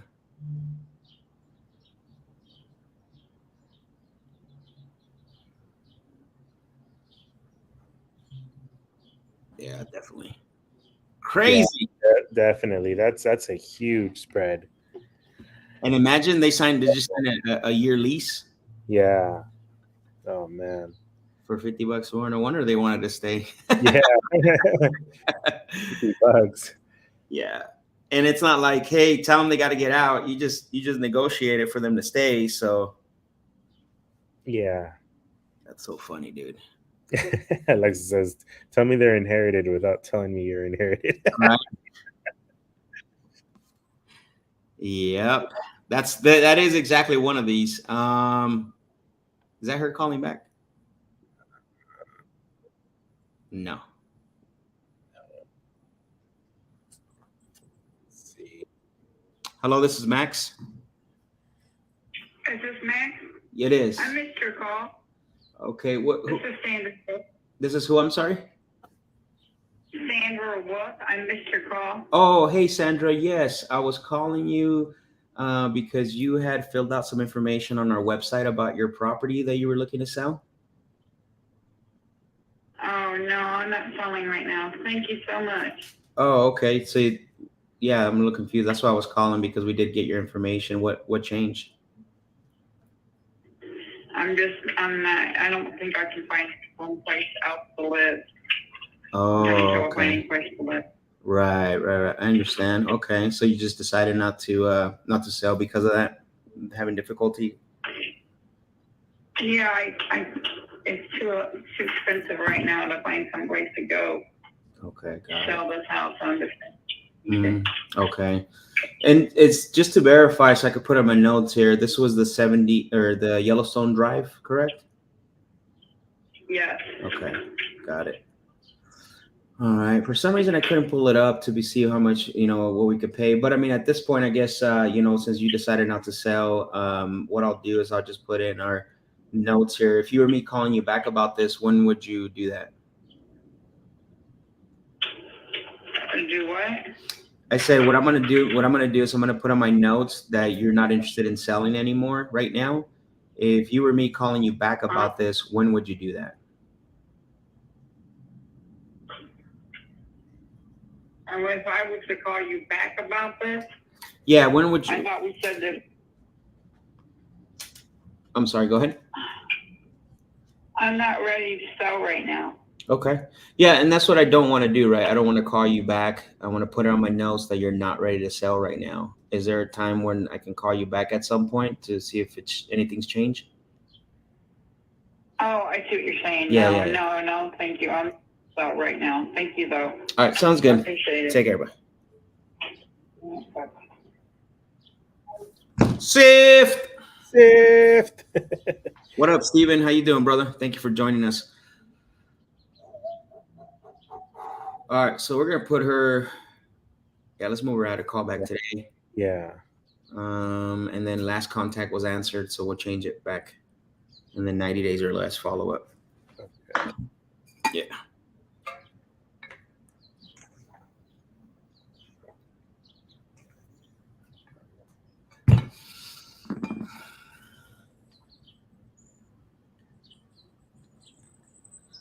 All right, here we go.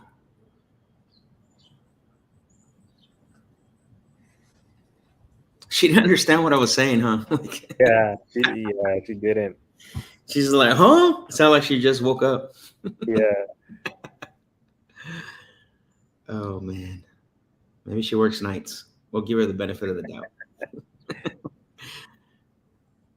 Where are we at here? Or lead status funnel, right? Yeah. Descending.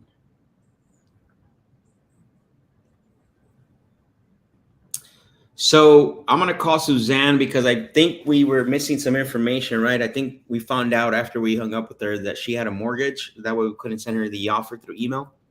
Correct? Yeah. Yep. Let's take a look.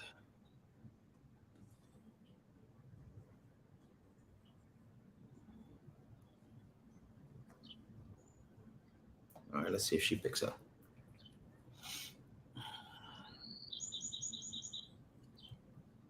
Birds are chirping. Yep.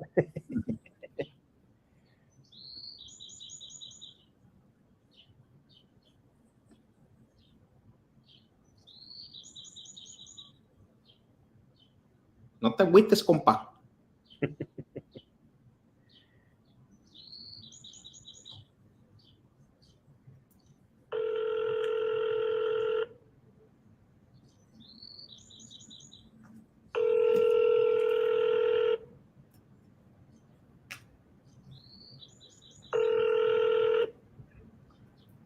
Hello. Hello, Suzanne. Yes. Hey, Suzanne, it's Max. Calling you. We spoke last week about your property over at Chitterwood Road. Yes. Yeah, I know. When you and I spoke the last time, I was going to send you a couple of things in writing as far as an offer goes through email. So while I was doing that, one thing we discovered was that that it looks like there's somewhat of a balance left on what's owed on the property. Is that right, or is that wrong information? No, that's correct. It is. Okay, got it. Yeah, my underwriting team said, hey, we wanted to email her the offer. The one thing that they were asking so they can actually put that in consideration when they're making this offer is what's the balance, and then what's the monthly payment on that?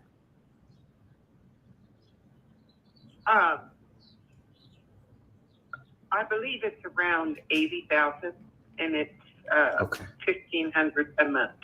Okay, got it. And then I'm assuming that covers insurance and taxes, right? The 1,500. No, only flood insurance.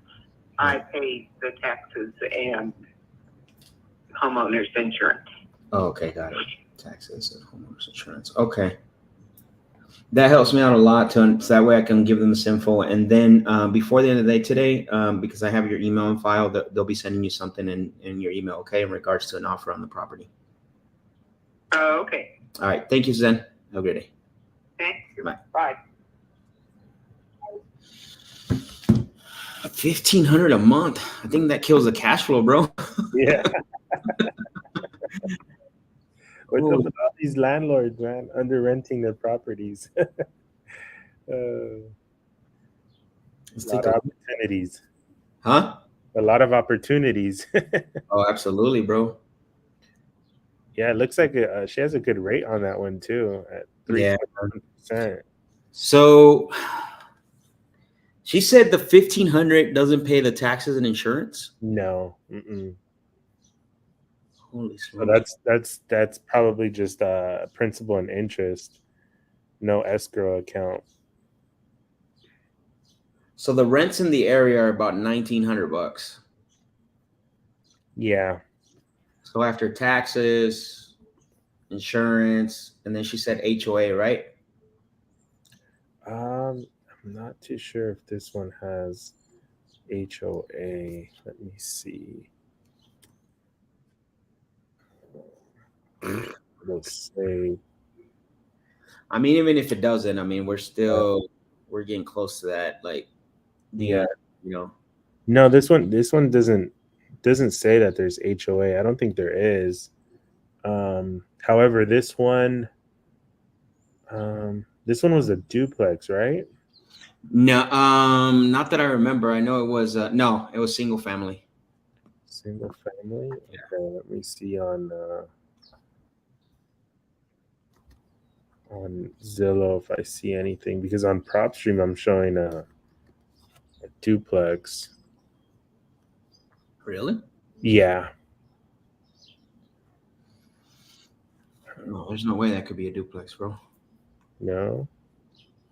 Yeah, it's not pulling up on Zillow. No, I'm looking at this thing. I mean, unless it's the wrong street view, but yeah, no, this is a single family, bro, with a 2-car garage. Yeah, I see that. I just pulled it up on Zillow. I wonder why PropStream is saying it's a duplex. I wonder if they. Oh, wait. Watch. Look at the street view and then look at the curb. It's got like an extra 1. Let me see. No, am I right on that or what? No, I think they like duplicate it. I think never mind. Google Street View kind of wanked it, right? Like they duplicated it. So it's 1018, but it's a house, bro. There ain't no way that's a duplex. That's a newer house. Yeah. Yeah, no, that's not a duplex.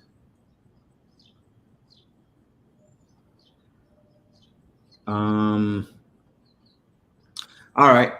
We'll send her the offer a little bit later, or send her the email a little bit later. So on this, I just, man, I think with what she's making the payment, that's pretty high, huh? $1,500 compared to the rents, like 1,900. Yeah. And if she's not paying the taxes and insurance, that kind of kills the cash flow. I mean, I wonder what she's netting, like what she's taking home every month.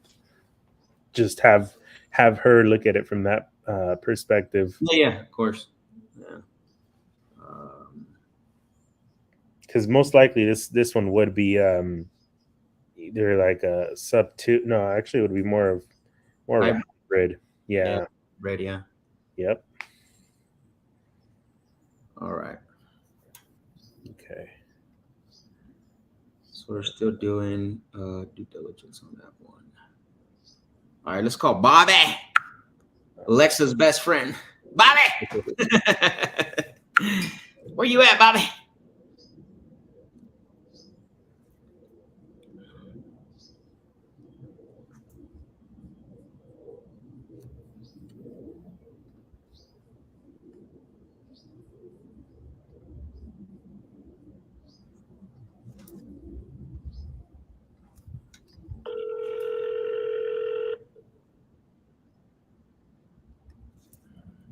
Hello, calls to this number are being screened by Smart Call Blocker. Please say your name after the tone, then press pound. Max.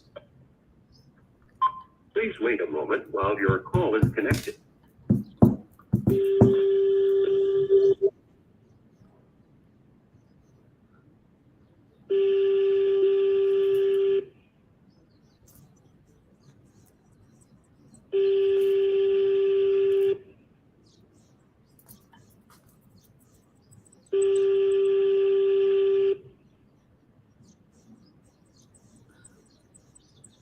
Hello. Hello, Bobby. Yes. Hey, Bobby, it's Max. I was calling you because we had talked last week, and I know that you had talked to one of my team members about the property over at South 15th Avenue. Yes. Yeah, they sent me some notes, said that you might be considering selling that one. I told him I might be considered. I don't sell at this time, but I will be considering. I would consider it if the price is right. Okay, that's fair enough. I understand. And that's why I was calling to see if we can, qualify for an offer. I don't have a lot of info on the property. Do you mind if I ask you some follow-through questions? the property. Have you seen it? Well, I mean, I don't go out and look at them before, I only seen it online, but it's very limited information, right? In order to determine an offer you can depend on. Like, I don't even have. Because it wasn't on sale. That's probably why I didn't have any on it. Yeah, yeah. It's not, it's rented out. And sometimes I kind of get tired of fooling with property. But I don't know for sure. But he asked me, would I be interested? I said yes, for Sure. 175 as is. 175 as is? Okay. Got it. That makes sense. So, is this a 2-bedroom, 1-bath, or 3-bedroom, 1-bath? 3-bedroom. 3-bedroom. Okay. Got it. I appreciate that. And then, is it currently occupied or vacant? It's occupied. It is. Okay. And are they like on a month-to-month or lease? They're on a month-to-month, but yes, they're on a month-to-month. Okay, perfect. Got it. I appreciate that. And then, have they been there a long time? Are they good tenants? Yes. All right. How long you think they've been there? Yes. Okay. Long time. And then, is it important? I guess I want to be in the situation there.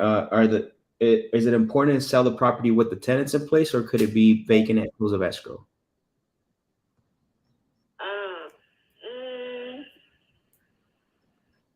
That's the thing. It's an old lady, and her daughter, and I don't want to, leave them without a place to stay. Okay. So they do. So they do have to convey with the sale of the property. No, they don't. But I would like for it to. Okay. Like for them to stay there. Yeah. But, I don't know. No, that's fair. I mean, obviously we can cross that bridge at a later time. Again, today I'm just trying to gather some info to see, if we can come up to your asking price, and then, just trying to figure out if this is, we don't buy every property from we talk to. Just trying to figure out, gather all the information. So, and if, just for my sake in my notes, if someone was to offer you the 175, when are you looking to get this done by?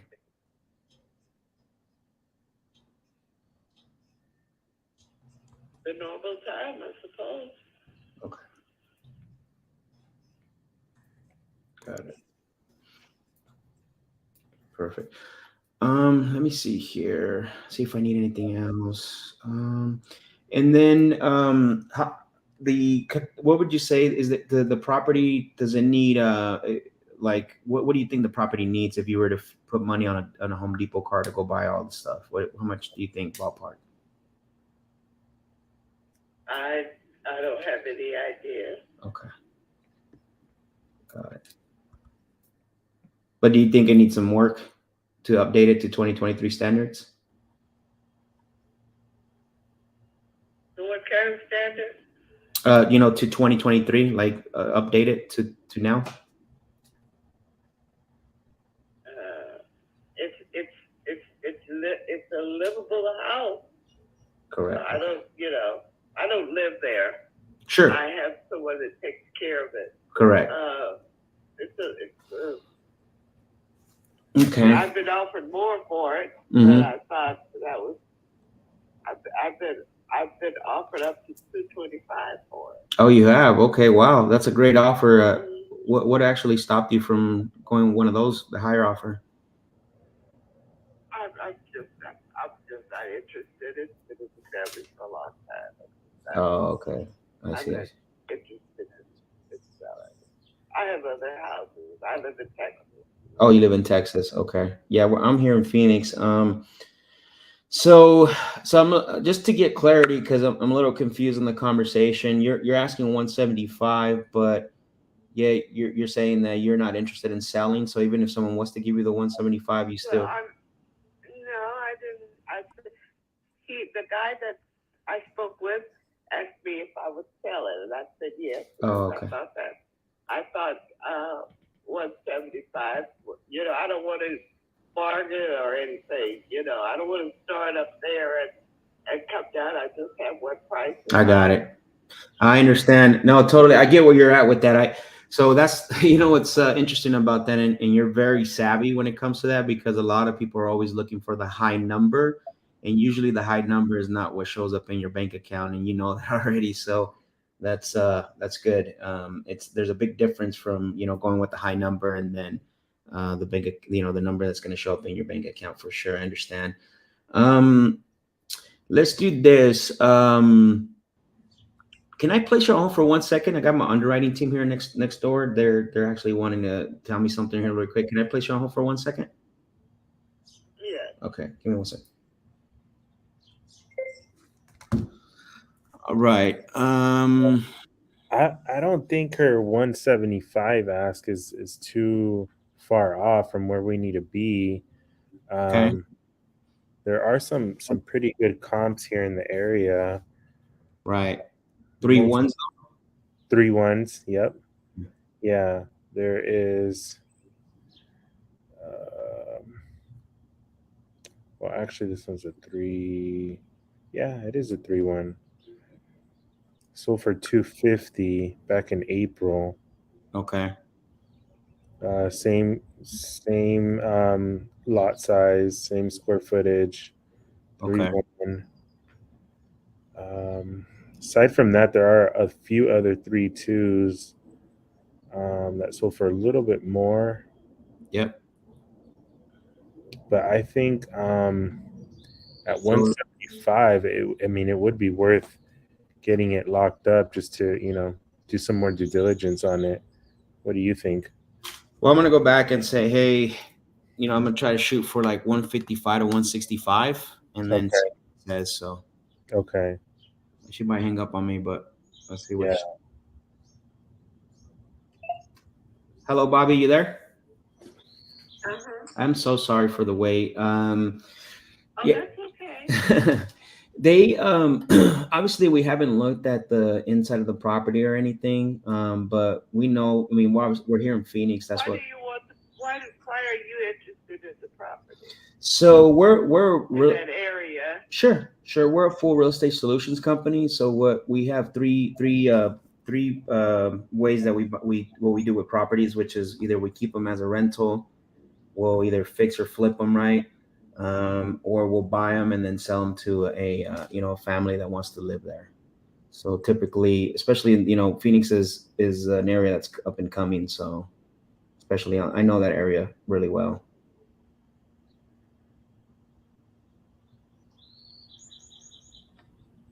That makes sense. I just wondered.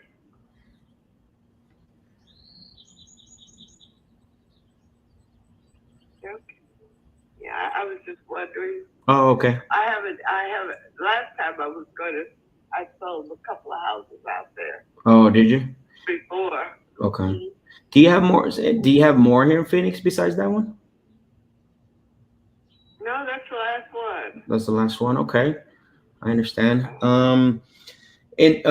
So going back to the conversation with my underwriting team, I know again we haven't seen the condition or anything, but just based on what we know from the area and what things are selling for, they wanted me to ask you if someone was to make you an offer. What did they say they sold them for? I'm sorry. What did they say they sold them for? The last one that sold were in that same area, and one was higher than that. I sold it for more than that, but okay. And then I had another one across the street. I sold about the same price. Okay, and you sold them as is, or did you sell them after you fixed them up? As is. As is. Okay. Yeah, you're not too far away. I mean, we're with the market. Obviously it depends on what month, right? Like it could be high one month, low one day, especially in Phoenix right now. But they wanted me to ask you if someone was to offer you between 155 and 165, what would happen next? Nothing. Okay. You wouldn't be anything close to that? Mm-hmm. Okay. So what 175 is like? 175 is as low as I'm going to sell it for. Okay, got it. Okay, let me let them know, and then when I come back on the line, I'll let you know, and we can hang up the call. Is that okay?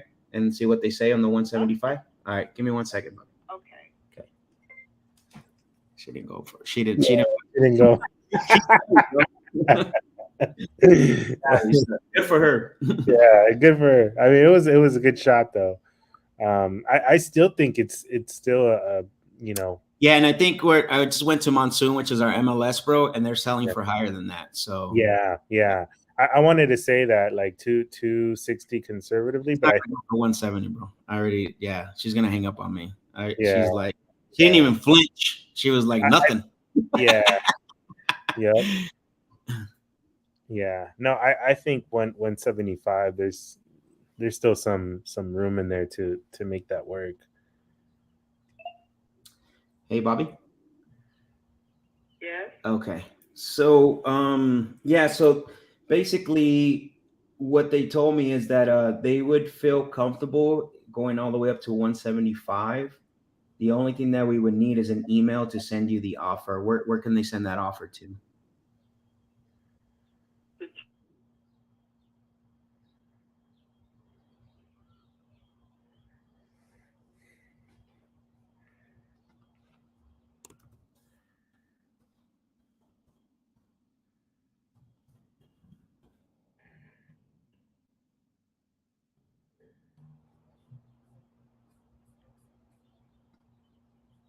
Quick, okay? Give me 1 second. Let me pull it up on you. Okay. Yeah, we should. Let's see. Let's take a look here. Oops.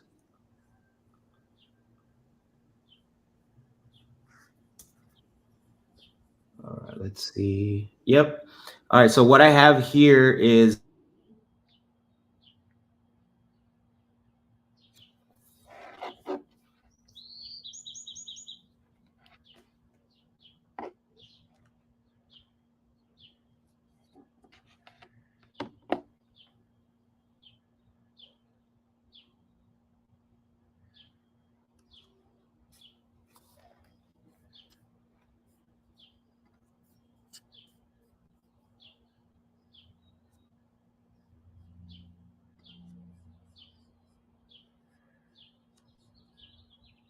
I have an email.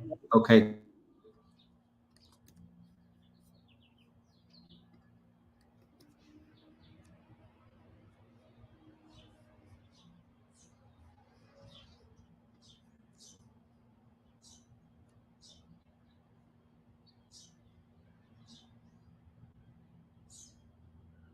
I'm going to pass the information over to my coordinator. Her name is Lena, and she's going to be giving you a call just to make sure to go over some things, make sure that the offer, go over with the offer at 175 when the closing date and all that, and then coordinate some other things as far as for the closing. When can I have her give you a call for that?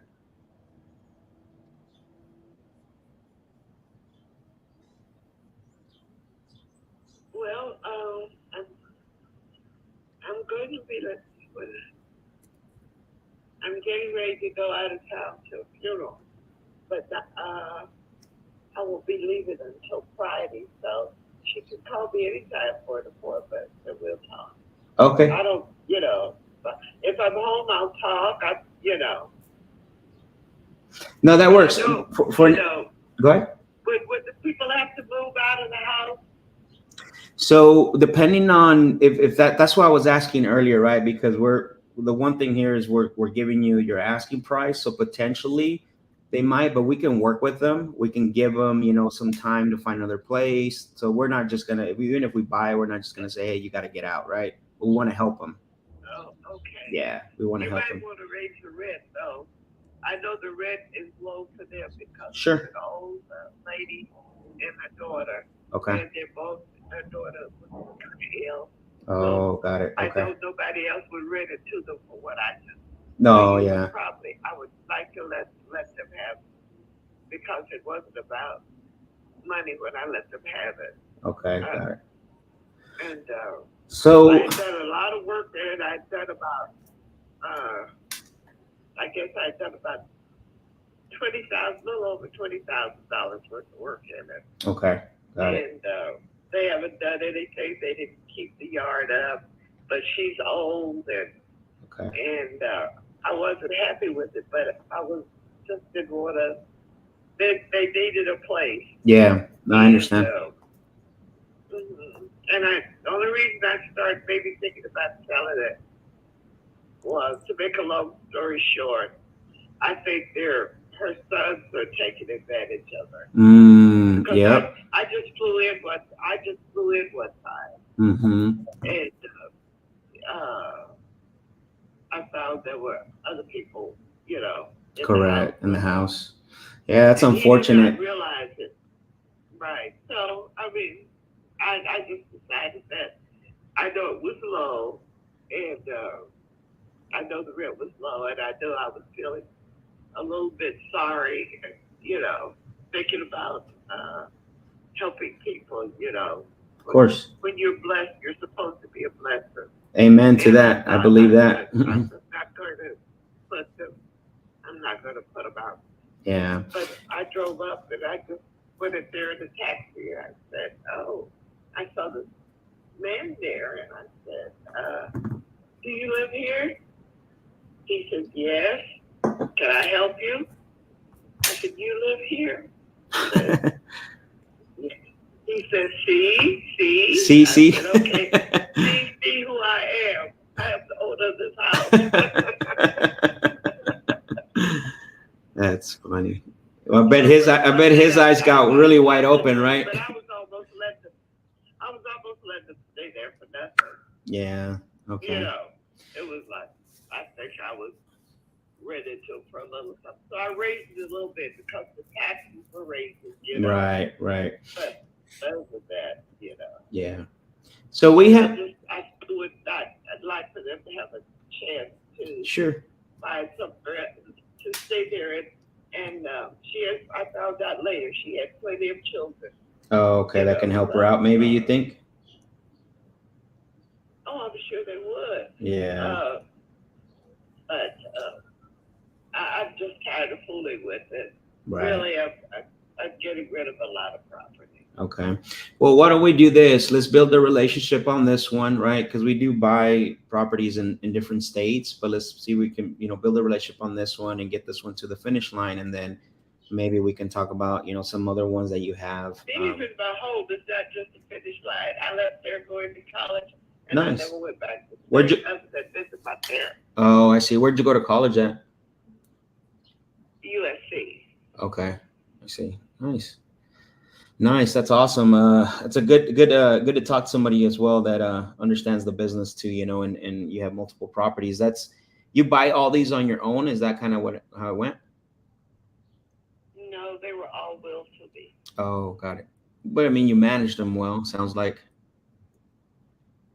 Yes, I've done. God is good. Yeah, amen. Amen. I believe in that for sure. So what we can do, there's two things that we can do so we can help the tenant out. So we can either do a long close, right? Like a longer close of escrow to give them some time for them to, move out and find another place. Or we can close in 30 to 45 days and do like a small holdback till they get out. It depends on what you feel comfortable with, right? So I want to help the tenants out. I'm not in the business of buying the properties and then just kicking them out without helping them. If that makes sense. I know you won't find any place that probably would rent them for what I rent them for, but before I rent that one for, because that's the last one I had. Right. I have there as Phoenix. Okay. But it wasn't all. Of course, it's somebody. I'm not going to lie and say it's somebody, but it's somebody that doesn't help me that much. It helps, but not a lot. Yeah, no, that makes sense. That's why I said I'm not going to put anybody in it because, sure. I'm going to fly into there as soon as I get back from Los Angeles. Okay. But and I was going to come anyway and talk to them and tell them that I'm about to put them. I wasn't going to put it on market, but if someone offered my price, then I would take it. I could probably get more for it, even though it's not in the best shape. But when they moved in, before they moved in, I had put $22,000 in it, Right. and I was getting ready to do the outside, and I decided they're not improving it any. So Okay. Well, it sounds to me like the better option here, before I have Lena, call you and put all the paperwork together. It sounds like a longer escrow, and then we can deal with, talking to them if you're open to that about, hey, we're going to be buying the property. I can fly in. I can't fly in right now. No, of course. I've got a funeral in Miami. Sure. No, definitely. But I'll let her know what's going on, what the offer is, and then she should be giving you a call here so we can get the paperwork sent to you and get that all signed. Okay. Okay. Thank you, Bobby. We'll be talking to you. And your name again is? My name is Max. Yeah, Max Jimenez. Yep.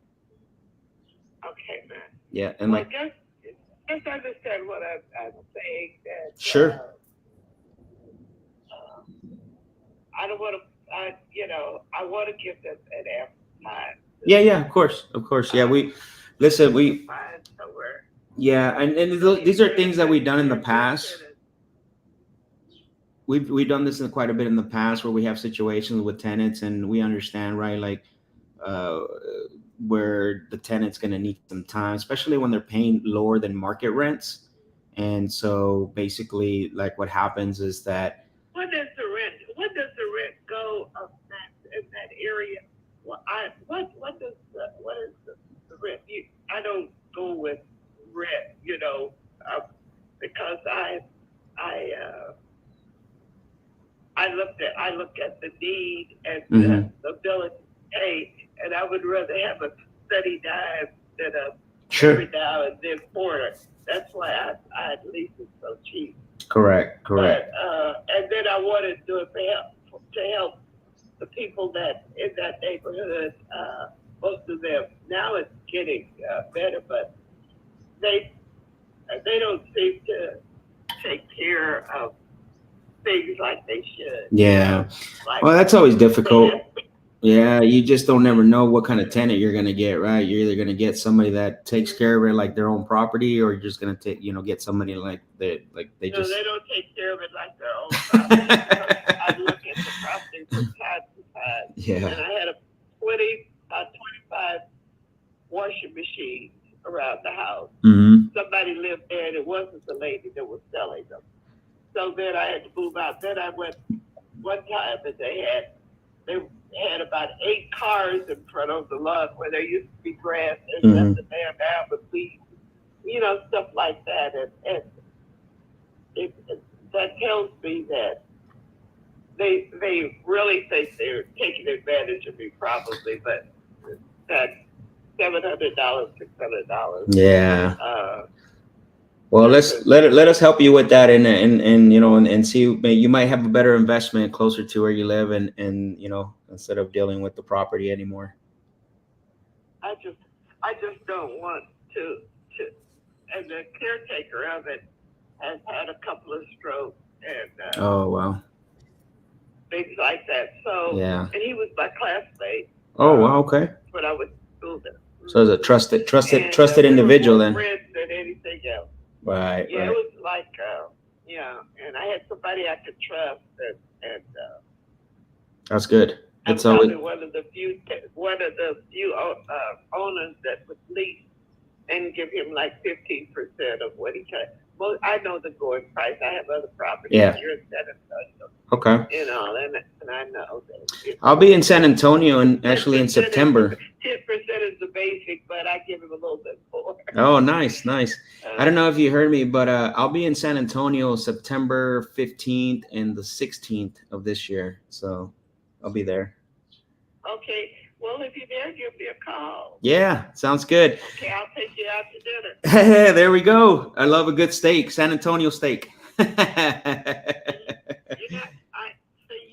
me. I live here all the time. Everybody wants to come and say, "Oh, take us to your good Mexican food joint." I said, I know where they are. I've been here a long time. There you go. Perfect. Maybe I'll take you up on that. Okay, Bobby. But be on the lookout for Lena's call, and I really appreciate the conversation. And let's Her name is Lina or Lena? Lina. That's a great question. Yep, Okay. Lina. So she'll be calling you. Okay. All right. All right. Thank you, Bobby. Take care. Bye bye. What's the name of your company? It's called Phoenix Invest. Okay. Yep. Phoenix Invest LLC. Yep. Yeah, I see they're fixing up quite a few houses in that area around the Mhm. That used to be a nice area. Yeah, I know. But it's, and I really want to get some of this property sold. I know you won't believe it, but I'm 86 years. I'm going to by the time I meet you, I will be 86 years old. Well, okay. Well, I mean, you're sharp as a tack, and you're a great businesswoman, and you've done a lot of great stuff for yourself, and looking forward to doing business with someone like that. Okay. Okay, but just think about that old lady. Yeah, I will for sure. Yeah, we're not in the business of just coming in, and we're definitely and Lena will let you know. She's been around me for a long time, and definitely we're here to help people and serve people. We've been blessed enough to be able to do that. So yeah, and I've been blessed too. So that's why I'm so willing to exactly. think about that the other lady. Awesome. Well, that's good. That's a good business move. So I'm looking to do the same thing. Okay. All righty. Thank you, Bobby. Great conversation. You too. Have a blessed day, and maybe I'll look forward to that steak in September. Sure. All right. You too.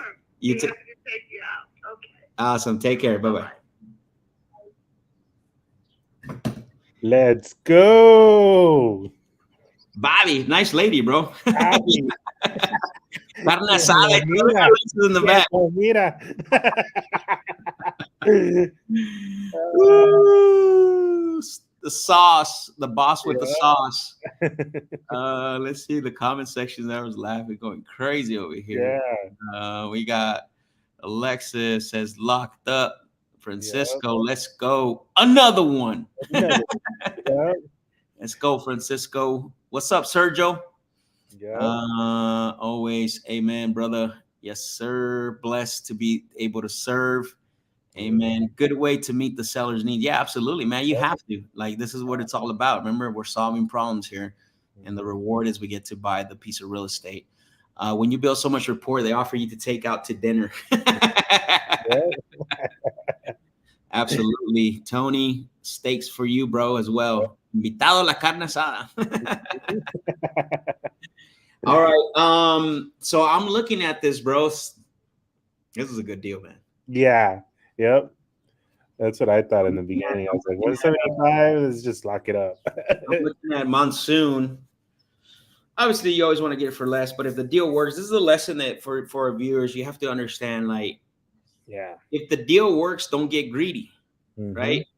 Now, you can do an approach and try to, like, position yourself from a standpoint of, hey, my underwriting team wants to know, someone wants to offer you between 155 to 165. What happened next? She's like, nothing. She didn't even blink, bro. She was like, so again, if the deal works, the deal works. Dude, I looked at comps again, and there's one that just recently closed. Where's it at here? For 260. Okay. I think I know which one you're talking about. Yeah, 260. And then there's another one down the road. On Sonora Street? Is that the one you're looking at? Sonora Street? Yeah. Yes. Yeah. Mm-hmm. And then there's one on Cocoa Pop Street. It's probably about 100 square feet bigger, sold for 302,000. Yeah, I think it's like 38 square feet bigger. Yeah. Yeah. But at worst case scenario, we have a comp, we have a couple comps. Yeah. Nothing's been sold for less than 260 in that area. Yeah. Right? Yep. So, yeah. It's just going to be a longer close, and you know what I'm saying? Like they have a lot of new builds in there. Yeah. I saw one. There's one under a contract, bro, for like a little bit bigger than hers for 285 right now. Wow. So maybe it's a solid deal. I like it. Is that the one on Sherman? Yeah. No, Yeah. that. On okay. Oh, let me get the email for you. Sorry. And then she needs to jump on the phone with her too as well. Turner. Yeah.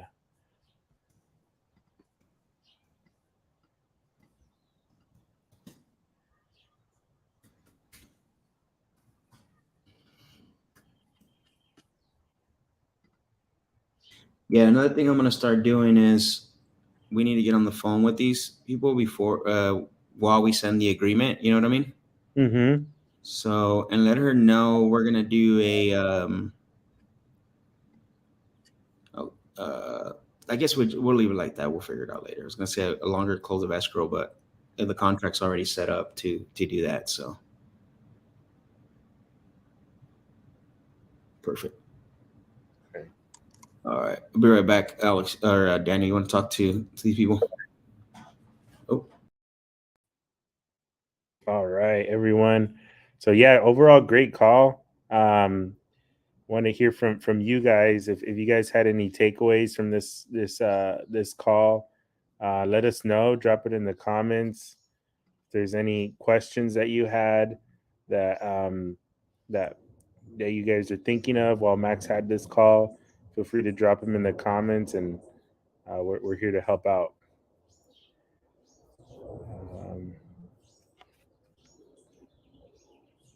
And just to give you guys some insight, right now we're just gathering all the info to get this purchase agreement drafted for Lena, and we'll have this one going out shortly.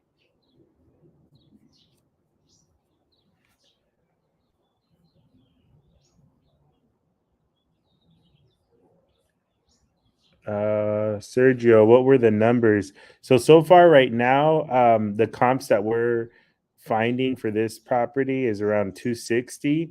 We're gonna be locking this one up at 175. So that's where we're at right now with those numbers for this property.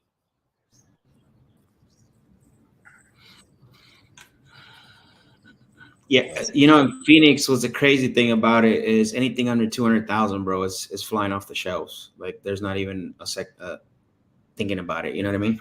Yeah. Mm-hmm.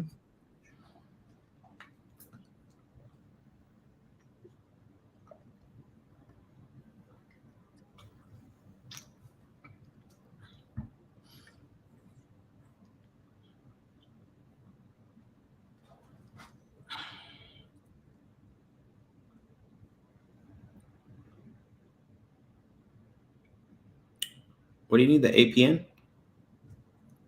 I think he just wants to double check the APN that I got, which it's the same Look at it. APN. And the legal description I put right there in the private chat, Alexis. Yeah, that's it. Yep. Yes, sir. I just do on the close of escrow, just do 60 days, bro. After we receive pictures. All right, cool. Bam, bam, bam. Let's go. All right. I already updated the on Podium. Okay. So I got it as she answered after the third attempt. All the pillars were discovered. Mm-hmm. Waiting for photos and then need offer sent. I got both of those on there already. Okay. Cool. Eddie Taylor is next. Let's go. We need one more to hit our goal, bro. Yeah, we got one more to go. Yep. And we got almost an hour a little over an hour to do it too. Yep. All I need is 2 more conversations, bro. I'm closing like 1 out of 3 conversations. Yeah. These are cold call leads. They're old too. Let's go. Everybody wants the new leads. Let's go, bro. Closing 1 out of 3. Like that guy on a. Yeah. I gotta wear that sweater, that color sweater. That what is it? Joseph the Dreamer color sweater. Have you seen that? The guy he's got the wig, and he goes. Psh, psh. I don't think I've seen that one. Dude, I gotta show it to you guys. Yeah. But again, this is the power of. It has nothing to. It has everything to do the way you start the conversation. We keep talking about this, right? We talked about this quite a bit on what is it called on Saturday. So, who's next? Shirley, was it Shirley? No, Eddie. Eddie, yep. My guy, Eddie. My boy Eddie. How you doing? Down in Parkton. Oh, the reason why I put this one in here because this is the guy we talked to him already. He's the one that wanted 205. Oh, okay. Yeah, he wanted 205, but I think the comps in the area were like 260 or 250. I think we were too high on this, if I remember. Okay.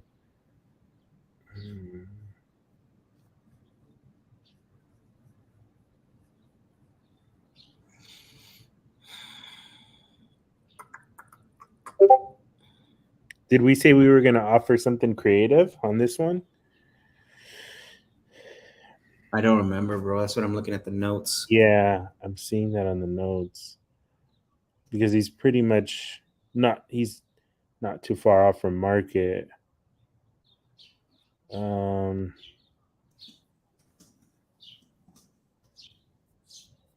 Let's see.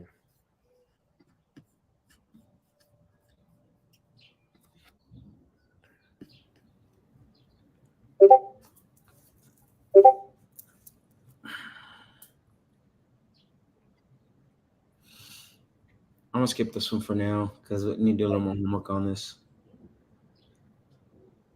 Okay. Yeah, I think you're right though about that ARV being higher. Yeah, but he wants 205, so I don't think that would work. Okay. I just don't know what we need to come in at.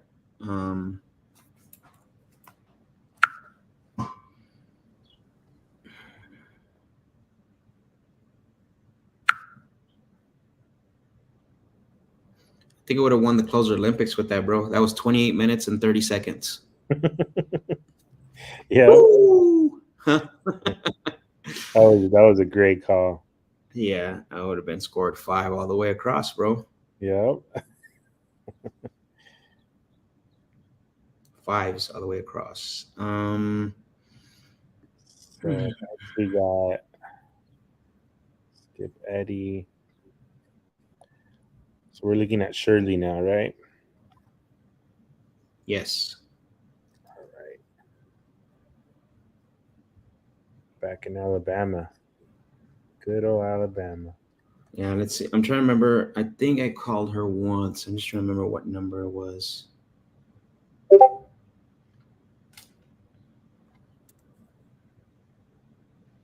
Okay, here we go. Shirley.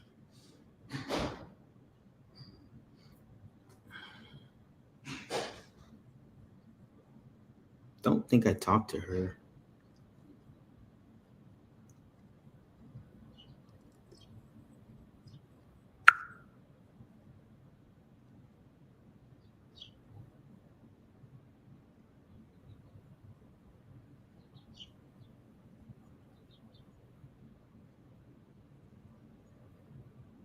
Yeah, this is a nice one.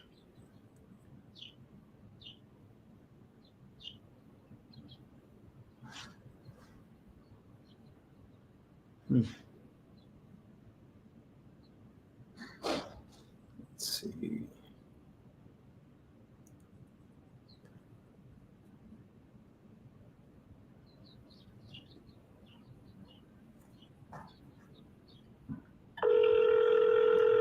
Your call has been forwarded to an automated voice messaging system.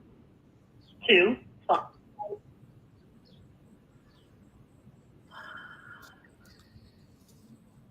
I went to voicemail quick.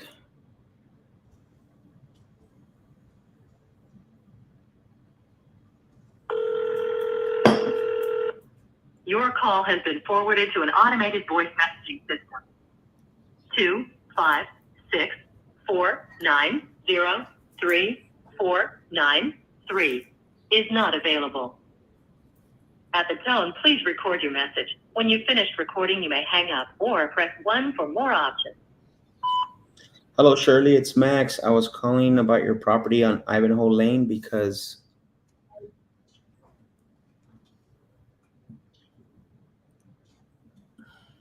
all right.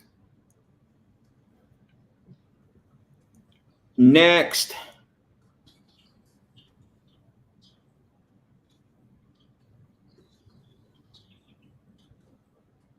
Wants to be called back at 8 p.m. Oh, this is the one that. Okay, so we're going to skip that because looks like this has got to be like at 5 p.m. this afternoon. Okay, I think I remember this one. Mm-hmm. Yeah, we talked to her. Mm-hmm. All right, Carlos. Carlos, answer our phone call, Carlitos. I'm coming for you, Carlitos way. It's a nice property. It is. And it's in NC. Yep. What did Alexa say? Laugh out loud. Yeah. I'm coming for you, Carlitos.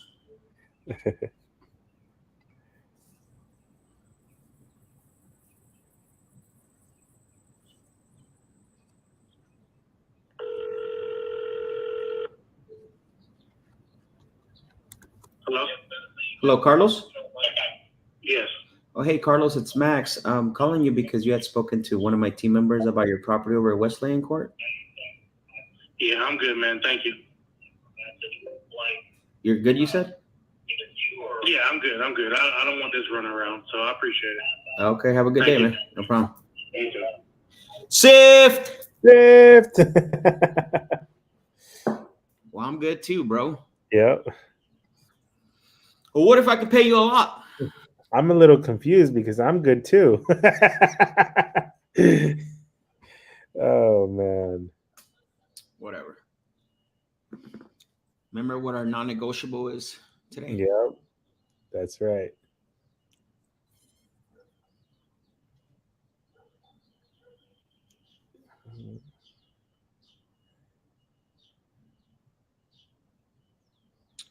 Let's take a look here.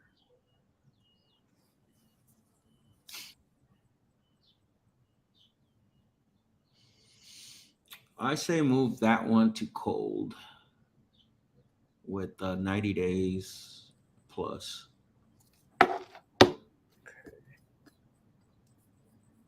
Yep.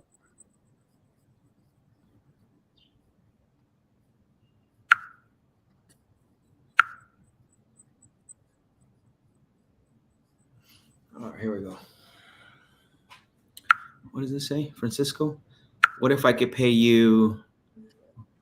Yeah, I mean, that's a normal response, right? But now we become more of convincing him to have a conversation with us. I mean, there's different things I could have done, like also, so I'm confused. You're not looking to sell anymore, which is kind of the same thing. But yeah, we got more people we could talk to. Christian, what's going on, brother? Saludos, saludos, saludos, amigo.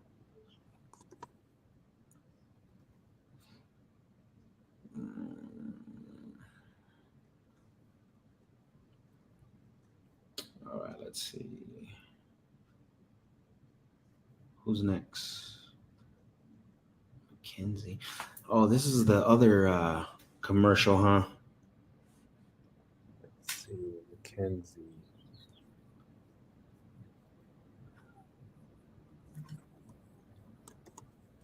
So 803. Oh, okay, gotcha. He said I was rephrasing what you said when they're like, yeah, I'm good. I got it.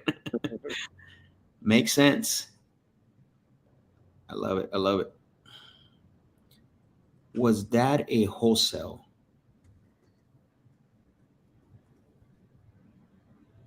Which the one that for the 175? If it's it could be a wholesale and it could be a really great hotel too. Like I got that's definitely that is definitely a good hotel deal. So yeah. Yeah. Could be both. And then, like I said, anything in Phoenix under 200,000, dude, yeah, it's not even if what or when, right? Yep. Oh yeah, I remember this one.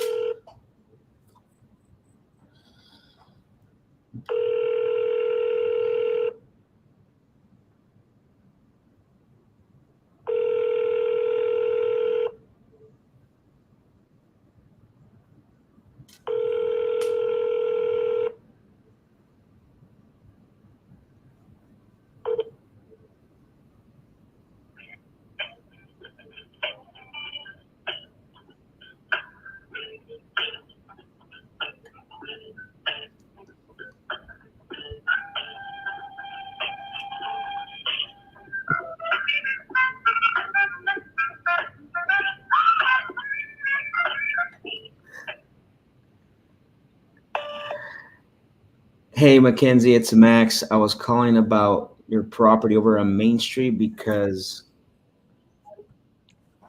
All right, All right. Nimoto. She got that's that same one from earlier, huh? With the good Yeah. vibes. Yep. But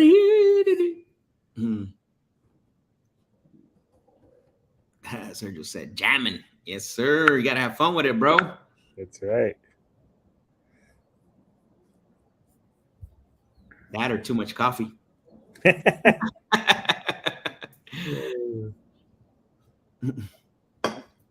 Finally finished my 4th cup today. Let's go. Let's go. Supercharged. Supercharged. Uh, Good, huh? all right. Late afternoon. What is this? Where's she at? East Coast? So late afternoon. They're 3 hours ahead. So it's 2:30 right now? Yeah. No, No, 3:30. 3:30. Yeah, 3:30. Perfect. Let's call.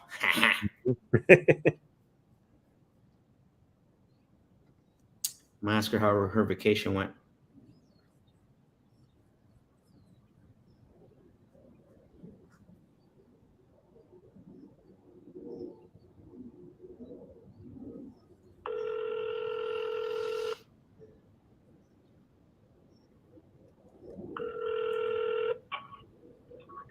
Hello? Hello, Sean. No, Max is calling. Hey, this is Max. I spoke with you on Friday. Okay. Yeah, you had mentioned to me that you were on vacation, and I was like, okay, I'll give you a call sometime next week. But I was calling because you had spoken to one of my team members about the property over at Shade Tree Drive. Yeah, I've spoken to several people. Okay, that's fair. That's fair. Yeah, I had some notes on here said that you might be considering selling that one. Yeah, I actually have someone that's come out look at it. Okay, So once the purchase it, got it. I'm just trying to schedule a time for them to come and see it. Sure. Okay, no problem. Are you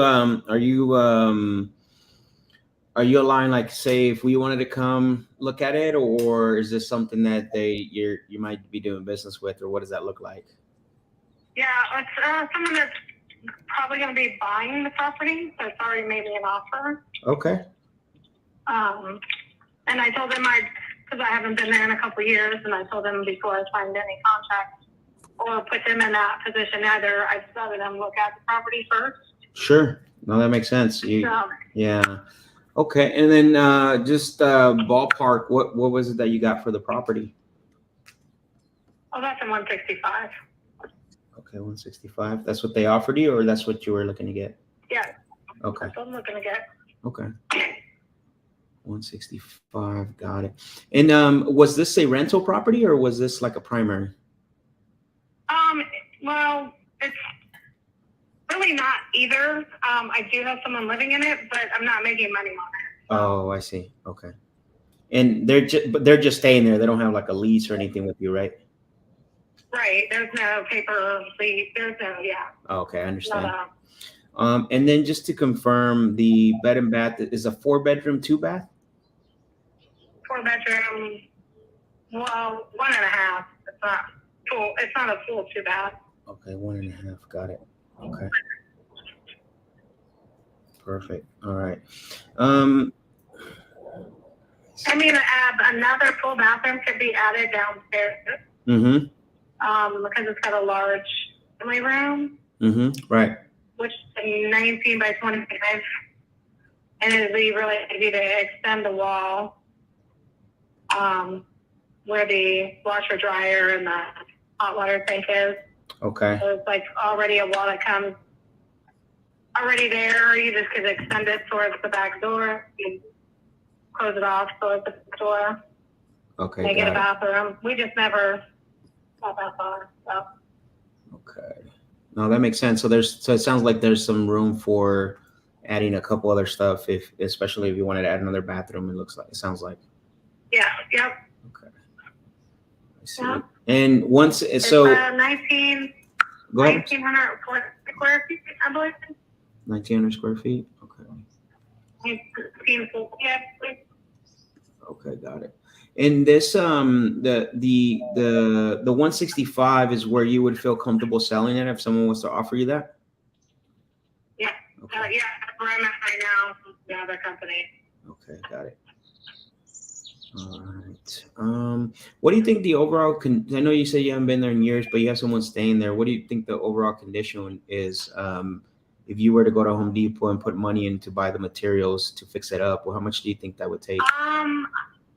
Probably, so if I was doing the work myself, Sure. Yeah. it would probably be like 3-5 maybe. 35 or 3 to 5? I'm sorry, you cut out there a little bit. Like, yeah, like I don't know. I know materials are cost, so I say between 3,000 and 5,000. Okay. That's just me personally. And Got it. No, then that's fair. That's I know the potential on the property if all that stuff was done. I know. So like if I went and did everything and on the market, I think 165 is retail, bro. Yeah. Go from there. Okay. All right. Yeah, I'm trying to see because of the location, and there's city tax, it's just county taxes with that. Okay. And it's in a really good location. I see. And then you wouldn't be It's a open. quiet neighborhood. Sure. And no, I haven't bought in this area, but Fayetteville is one of the areas where we're buying. But my question I guess I have is, would you consider any of the offers besides the 165 or? A lower, no, probably not. Okay. I mean, I might be willing to go 160, but no, I'll be in it. Mm-hmm. Yeah, I'm just, and I'm asking that because obviously, it's not rented out, right? As far as income coming in, we might need to put some work into it. I did see one that just recently sold based on the area, right? I have to verify a few things for 192, but that's pretty, like it's 2023 standards. So I'm looking at, cabinets 2023, windows 2023. All the windows there have been replaced. They're all vinyl. They all double pane. They open inside. You can clean the outside. Mm-hmm. Any idea on comps on this, guys? Like ARV or MAO? It's kind of mixed, but okay. Yeah, it's good. You're not gonna find.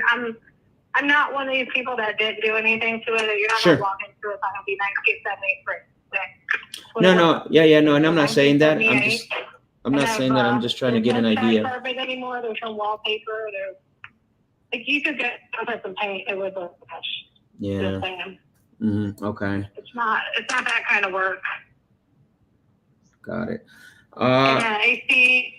The AC and the furnace were replaced in 2015. 2016. One of them. Yeah. So is it one thing that I'm getting some conflicting info on, as I have two systems I typically look at, like location. I'm seeing 4.2 and then I'm seeing 4 1.5 and then 3 1.5. The 4-bedroom is that? That's because the 4th bedroom, when it did not have a closet. Now it has a closet, so Okay. therefore it is a bedroom. Okay, got it. And then the one you're looking at before is probably from before we bought it, and we bought it in 2004. Mm-hmm. Yeah, we're at 165. I'll be frank with you. I mean, obviously, I could come close to that, but not anything higher. You know, not 165 or anything higher, just because. And I understand you've done some stuff to it, and Well, I'm not looking for anything higher. I'm just looking for a fair price. Sure. You're gonna make money. I don't want to lose money. Sure. I've owned it for almost 20 years. Okay, no, that makes sense. That's a long. For 91. Yeah, that's a long time. So What has you considering selling it after owning it for so many years? we don't live there. We've relocated. My husband was military. We've relocated a couple times, and now we're in Ohio, and he's still back. So. Oh, okay, got it. Here. I understand. And my kids are all grown now. Yeah. Well, here's one thing I always tell. Like, you know, I know if I go to my underwriting team to find out where we could be on this, one of the questions they'll ask me, and I wanted to ask you this, is there's a way where we could probably give you 165 or more. I don't know if you would be open to giving us some time to make you equal monthly payments to pay this. If they were to ask that, would you be open to something like that? I don't know. I mean, I'd have to know all the details as far as that. So basically, like I'd be financing it for you. And So the way it's worked in the past with other sellers, right? When they want to get where we can maximize, you know, the offer is that, you know, in this case, let's say that we were even able to do 170, 175, and this is just an example.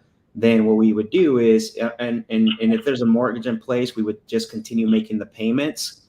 And then sometimes some sellers say, hey, I'm okay doing that, but I need you to, you know, refi in a certain timeline. And so basically we would continue making you the payments, equal monthly payments every month.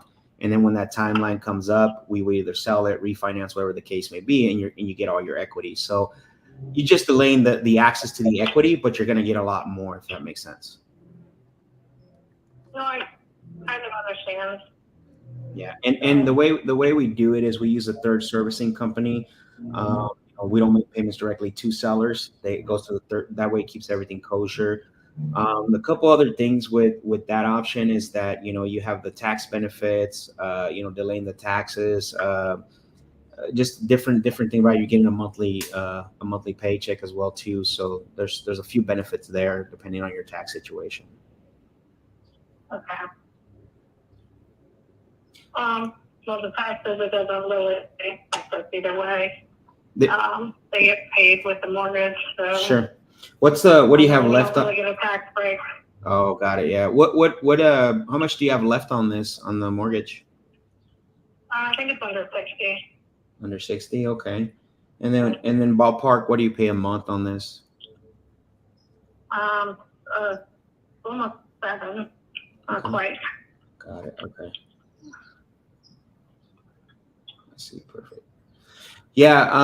And then is there anyone else that once you sell this, like, it doesn't necessarily have to be sold to me, but if you sell this, is there anyone else that's going to have an input when it comes to making a decision to sell this?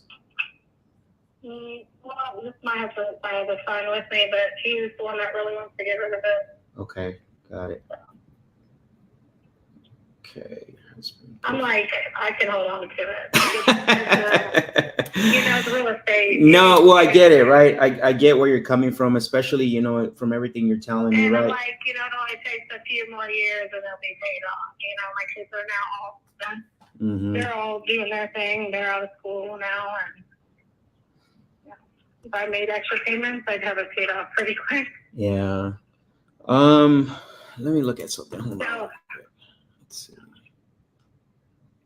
Let me see something. Because the other thing, if you wanted to be cashed out, right? Let's say that, forget about everything that we just talked about. Let me see here.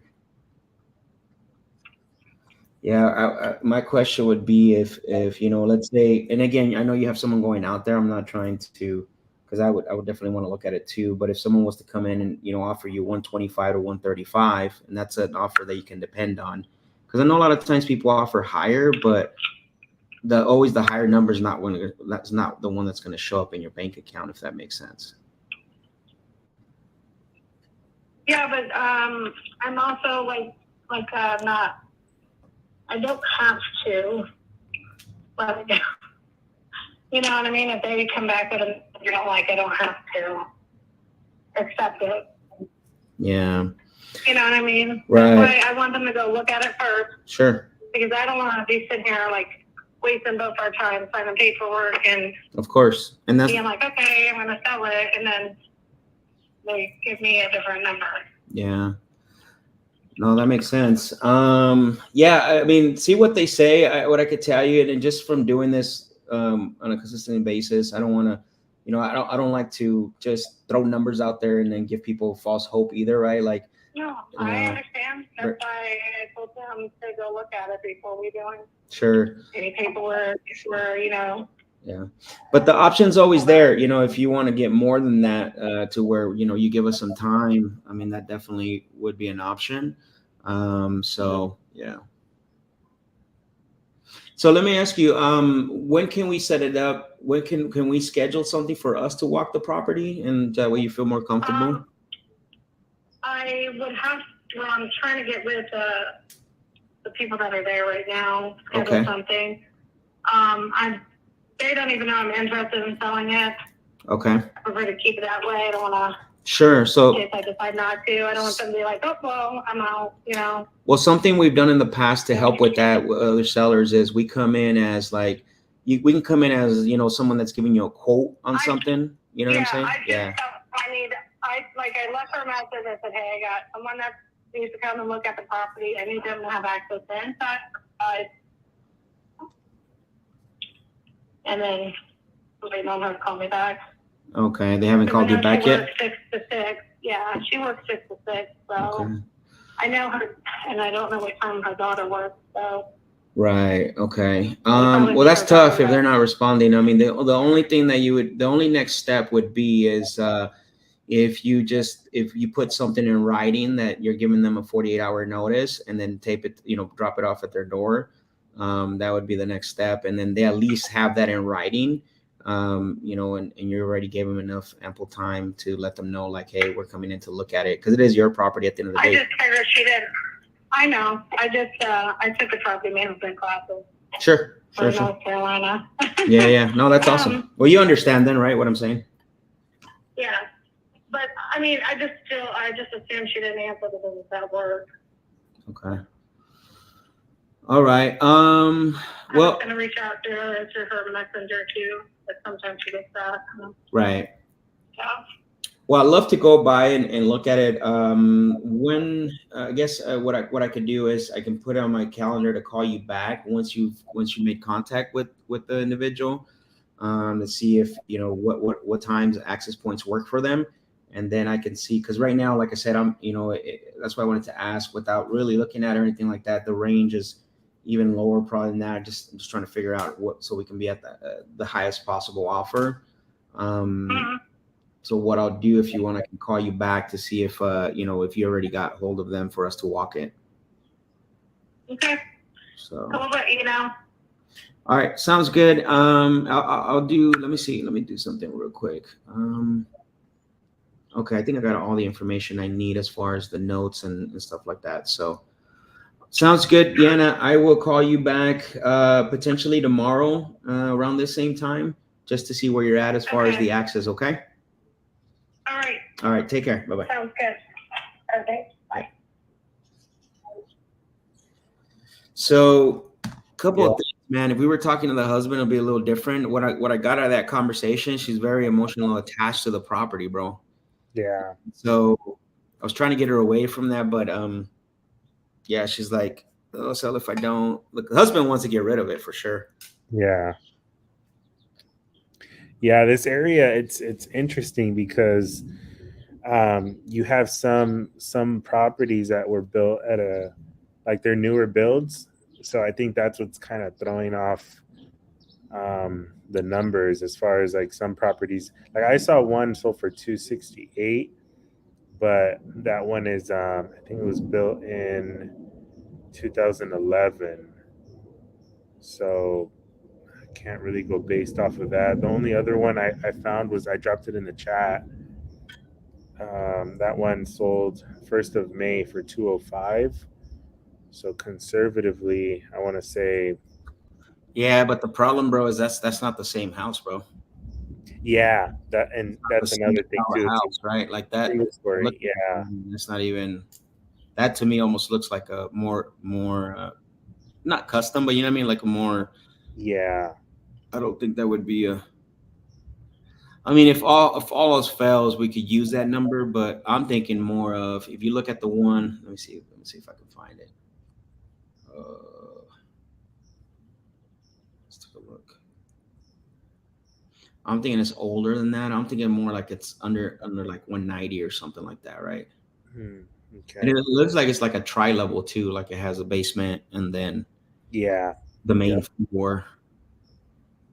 yeah. It does look like that. Yeah, I mean you have one right now. See it? I don't see any tri-levels. No, I didn't find any either. But to stay conservative, I think 190, 95, bro. 190, 195, honestly. Yeah, Yeah. That's why when she said 165, I was like, oh no, this is yeah, not a deal. It is one. yeah, It is a big one.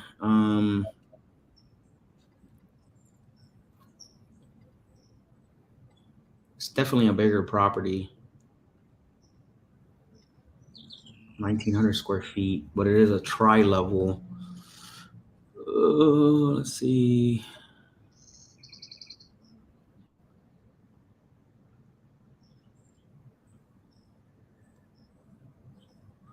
So that one, that 3-2, 1,100 square feet. I didn't look at the square footage. My bad. It's 192. So that house is her house is a lot bigger. yeah. It's similar style. It's just one story. So maybe it is more than. Let's see. There's not a lot of comps, man. No, mm-mm. Let's take a look here. And then I'm looking at for sale. There's nothing for sale in that area. Dang. Nothing's for sale in the last 6 months? No way. Wow, that's not good. Yeah, you're right. There's nothing. Dude, that is crazy. Well, there's a 3-1 for 80, but it's a small little one. It's like 600 square feet. Oh man. Yeah, so now we got a couple issues, right? Like we Yeah. have nothing for sale in that area. Definitely gonna have to get it cheaper. Mm-hmm. Yeah, I think we're back down to like 125, bro. Yeah. 115 or 125 probably. Mm-hmm.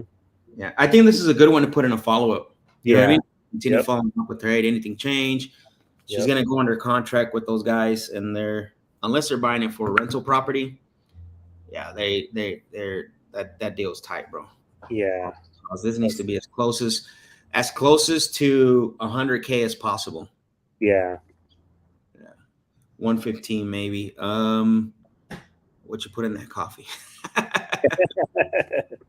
You know what I put in that coffee, Sergio? I put winning juice. That's winning right. juice, baby. Winning juice. I love it.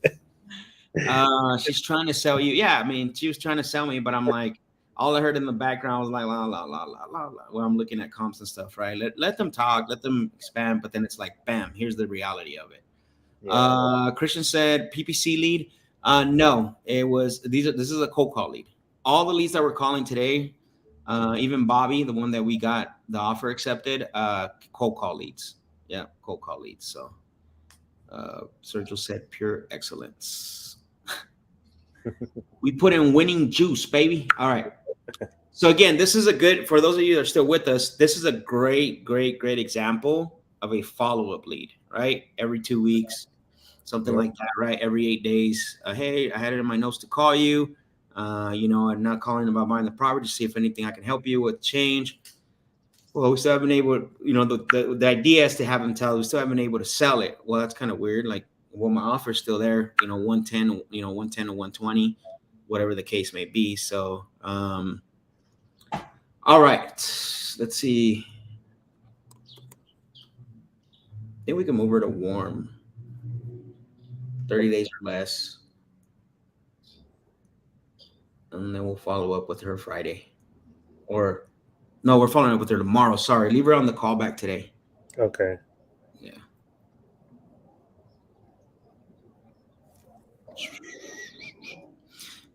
That being said, man, I'm glad you reminded me, bro.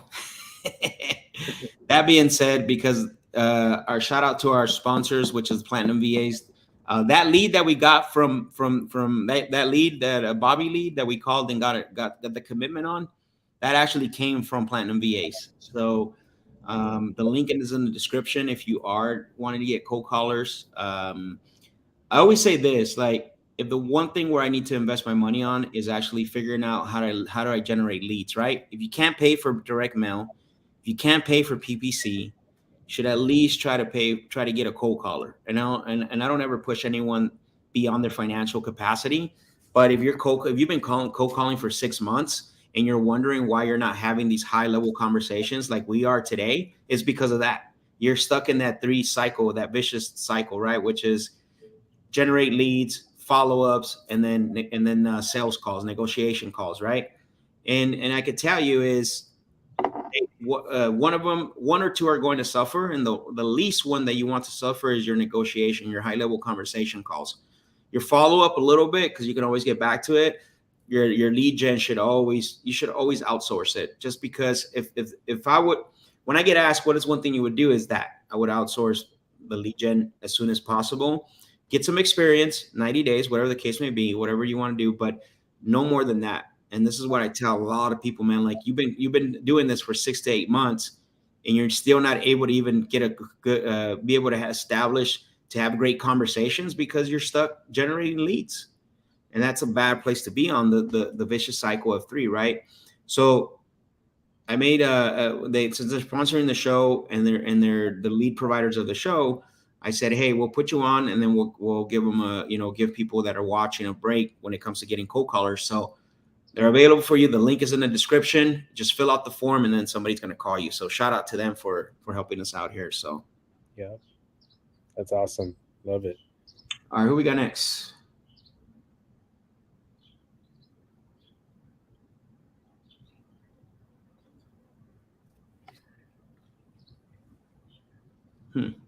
Amado, Ruth, and Amado Gomez.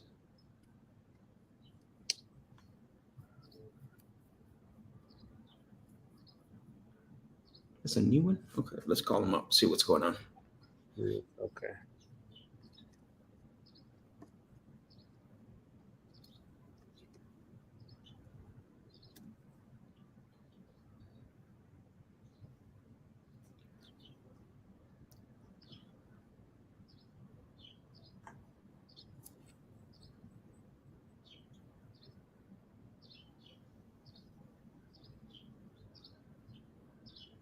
I don't remember if we talked to them or not. I don't see notes.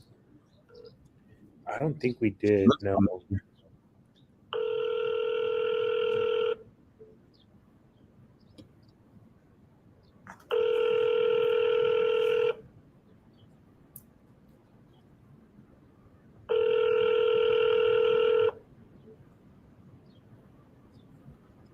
Your call has been forwarded to an automatic.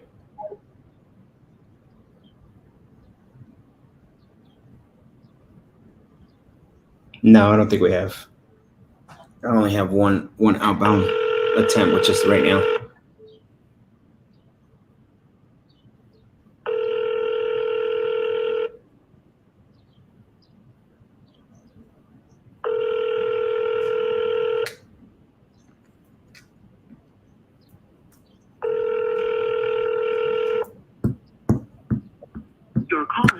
forwarded to an automatic voice message system. 70 available. At the tone, please record your message. When you have finished recording, you may hang up or press 1 for more options. Hello, Ruth. It's Max. I was calling about your property on Alistair Drive because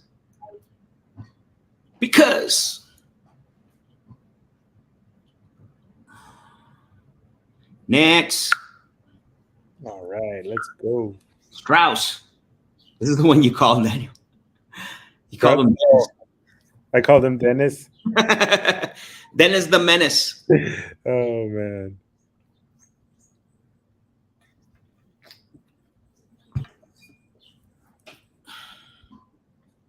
All right.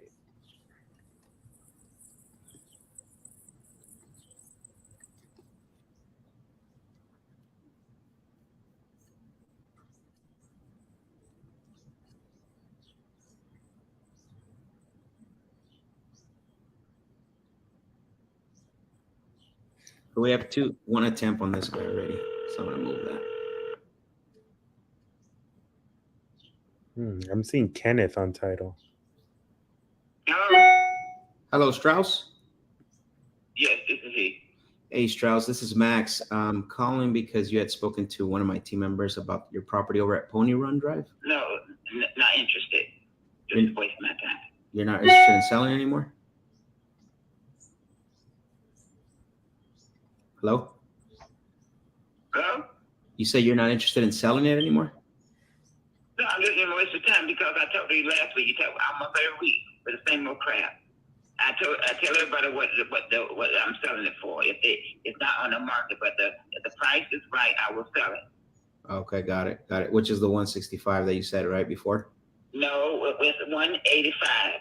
Oh, okay, got it. It was 165 a couple weeks before that but the guy across the street sold his house and it was over 200,000. I said, wow, my house is bigger. So okay. My house is all brick.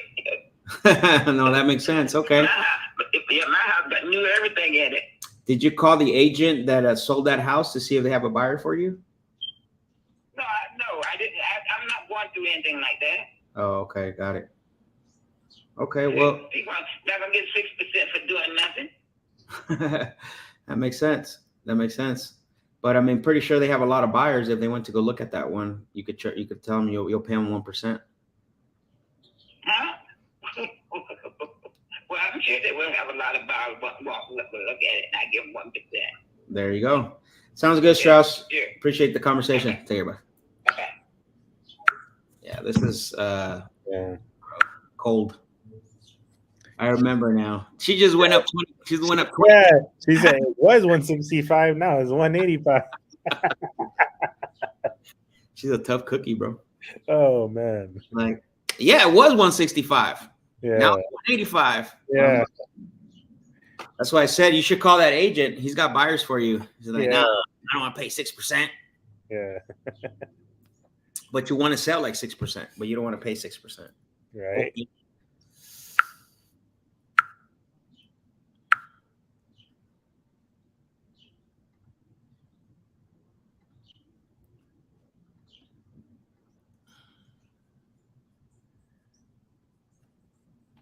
All right. Byron. Oh, he hasn't answered, huh? We called him this morning. Let's call him up. Yeah. What's going on with my guy, Byron?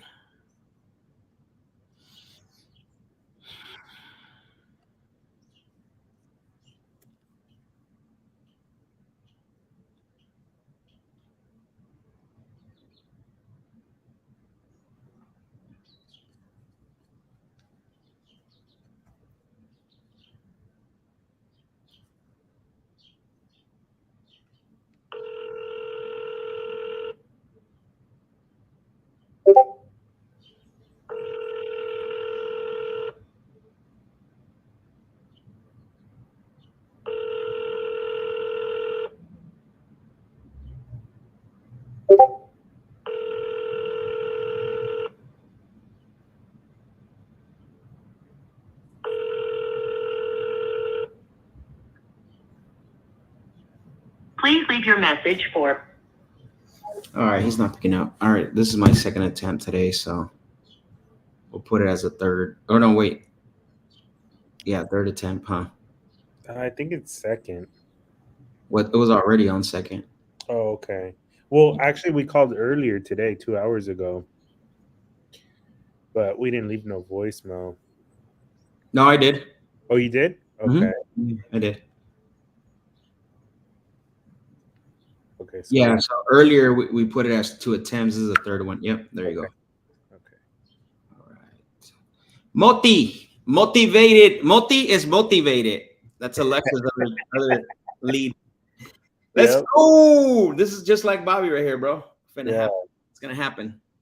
Let's go. Second Let's get contract right here of the day. Second contract. Second contract. it.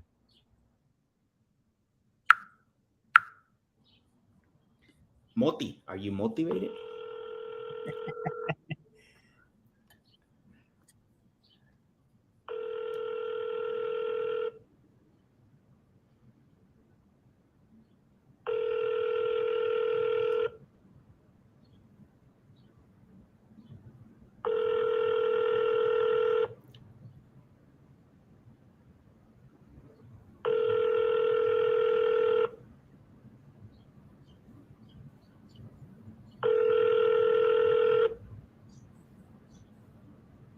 Please leave your message.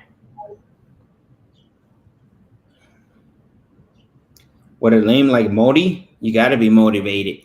Yeah.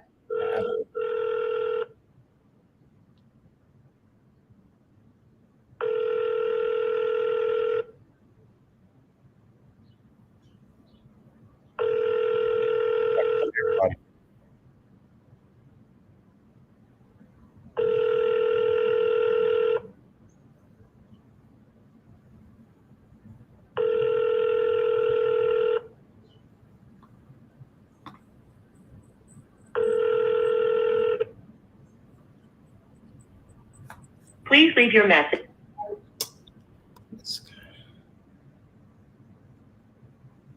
What I'll do tomorrow is I'll come from another number. Okay. I already left him the cliffhanger voicemail. I'm not gonna leave it again. So Okay. that only works once. Yeah.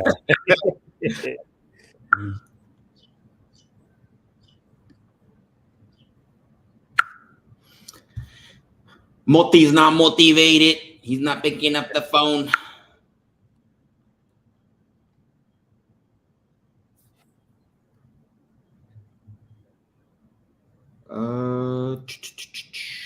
Lindsay J, is that where you're at? Let's see. Lindsay. Yeah, Lindsay. Yep. Lindsay J.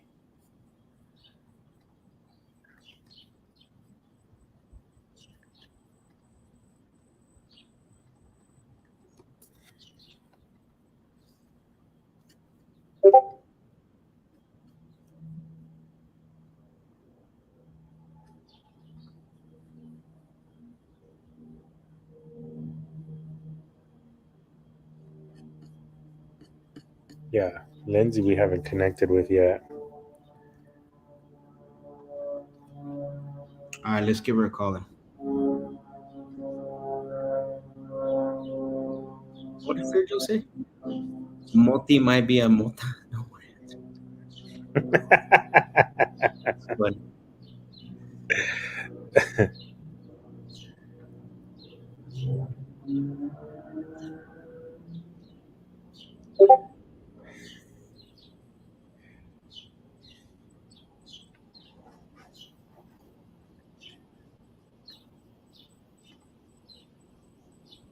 this smells like a contract.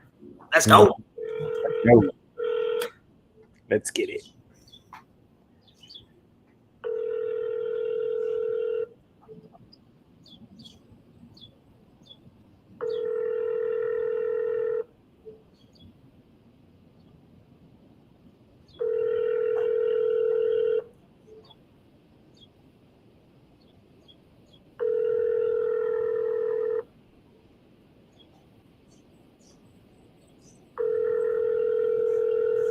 call has been forwarded to an automated voice messaging system.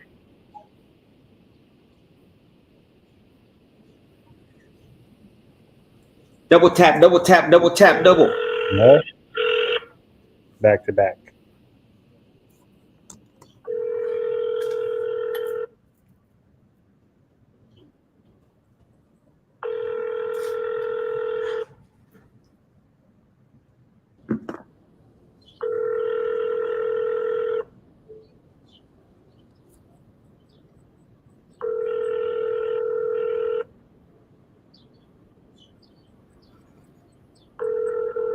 Your call has been forwarded to an automated voice messaging system.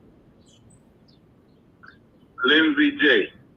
Is not available. At the tone, please record your message. When you've finished recording, you may hang up or press 1 for more options. To leave a callback number, press 5. Hello, Lindsay. This is Max. I'm calling about your property over at Arrow Ridge Way because So Lindsay's a guy. yeah, it's a he, mato. Yeah. Lindsay J. Sounded more like Juicy J. All right, so we're at 5 attempts with this guy, this person.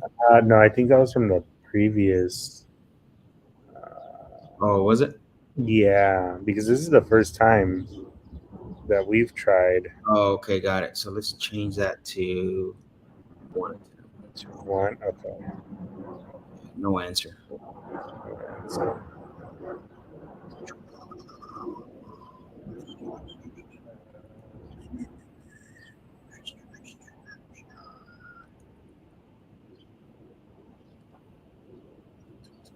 We're gonna try call Alex one more time. We couldn't get a hold of him this morning. okay.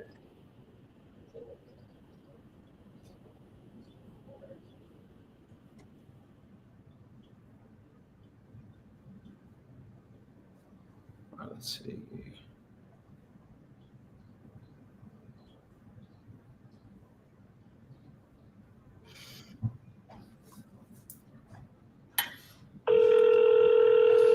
I'm sorry, the person you were trying to reach has a voicemail box that has not been set up yet. So we'll have to call him from another number later.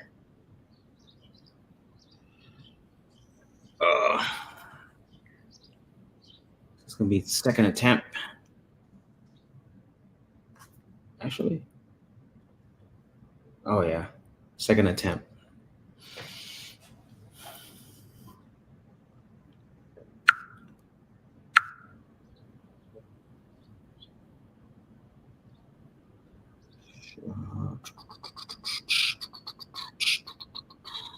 Sean C. That's where I'm at.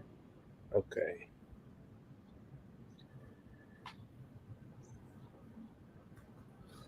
Yep. Okay, perfect. Let's see. Manly, what's going on? It says great value. Appreciate it. Thank you.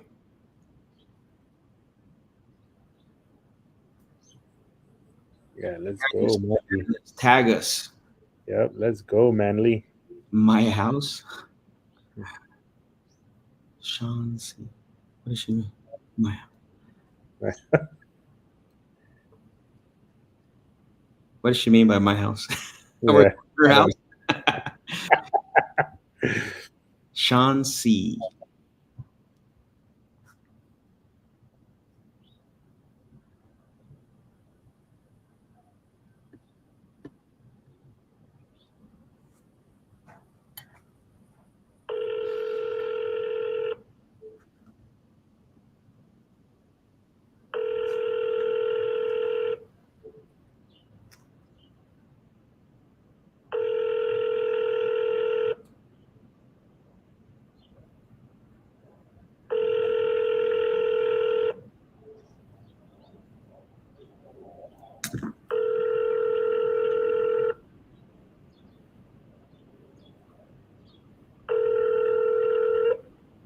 You've reached Sean.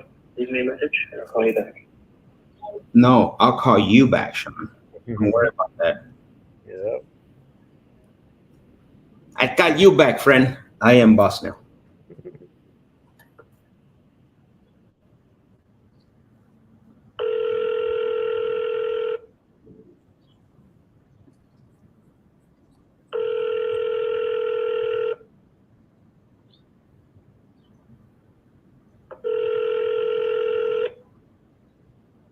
Oh, hello. Hello, Sean. This is. Hey, Sean, it's Max. I was calling you because you've spoken to one of my team members about your property over at Primrose Avenue. Yeah. Hey, the only reason I answered is because it rang twice in a row. Do you mind giving me a call back in 15 or 20 minutes? I'm on the other line. Okay, so 20 minutes, you said? Yeah, that'd be great. Appreciate it. Thank you, Sean. All right. Thanks. This guy be lying. Double dial. Yeah, that double dial got him. Oh, man, people are funny. This guy. This estimate says 800,000 for this little Tennessee house. Yeah. Okay. Yeah. Okay, Zillow. That's where you're out of business.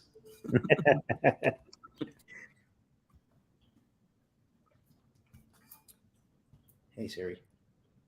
Put a timer. Remind me in 20 minutes to call Sean back.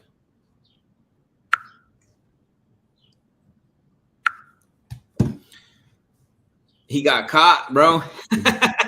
Yeah, he got caught. That double dial got him.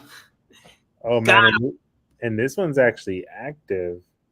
Oh, is it? Yeah. Let's take a look. Oh, with an agent. Yeah. Yep. 850. He said got caught with his pants down. Mm-hmm. It's listed with an agent, huh? Yeah, this one's turnkey. Oh, wow. For 850? Yeah. That's crazy, man. Hopefully he gets that. Yeah. Right? It must be a pretty nice area. Yeah, better be for that rehab and that price. Well, the house don't look that big. It's saying it's a 4-bedroom. Too bad. 1,800 square feet. Where? Mm-hmm. Underground. Yeah. Where? Yeah, it has to be. Bro, where? Well, it does look like it has a upstairs and it has a... Oh, it's got a casita in the back. Yeah.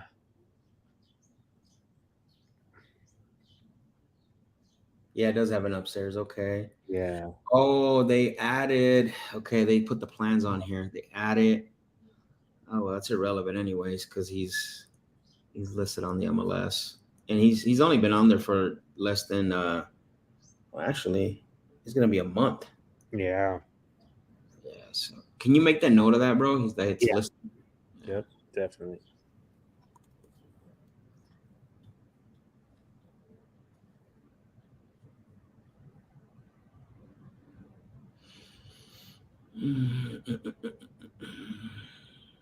Yeah, I don't think it's worth calling him back. Yeah.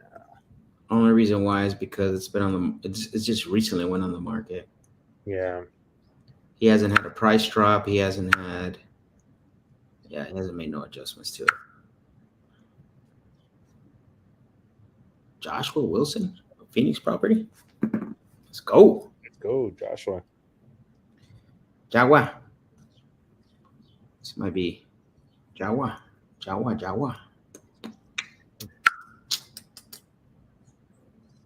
Is this a new house, dude?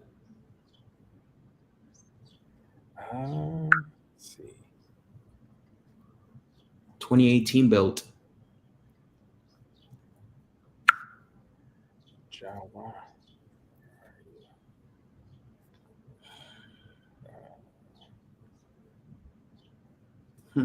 Let's call him up, see what's going on. What's going on, partner?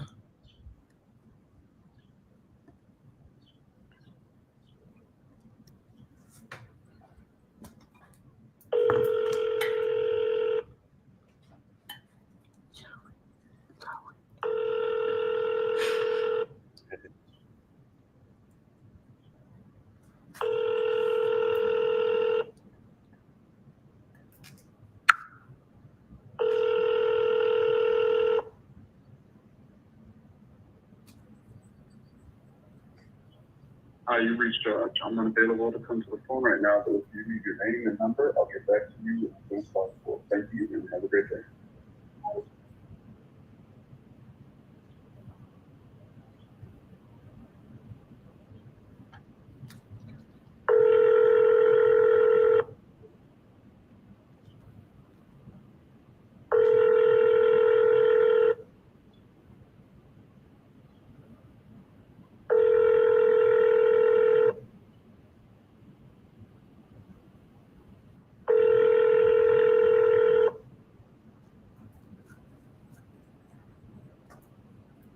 Hi, you reached Josh. I'm unavailable to come to the phone right now, but if you leave your name and number, I'll get back to you as soon as possible. Thank you, and have a great day.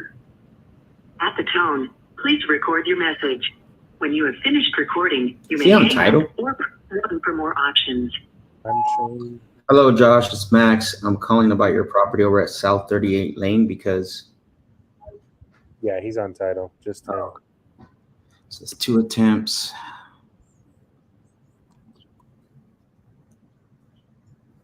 All right, just leave them in there for tomorrow. It is quiet. All right, we got our last follow-up for the day. Let's make it a good one, a great one. Let's do it. Let's get another contract. Oh, you hear the bird? He agreed with me. Yep, the bird's green. You hear him? Yeah, you hear him? I knew it, bro. I knew it. Here we go. See, he's saying go for it. Yep. He was saying go for it. I was like, Yep. I am. Don't yell at me. He's saying, let's get it. Oilo, Oilo, oilo, oilo.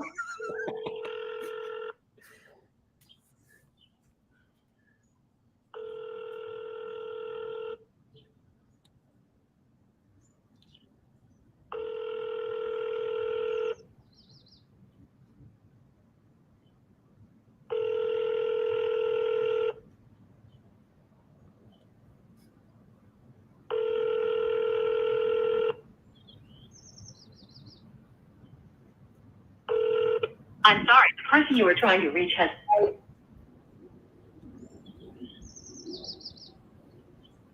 Sergio said, let's go, pajarito.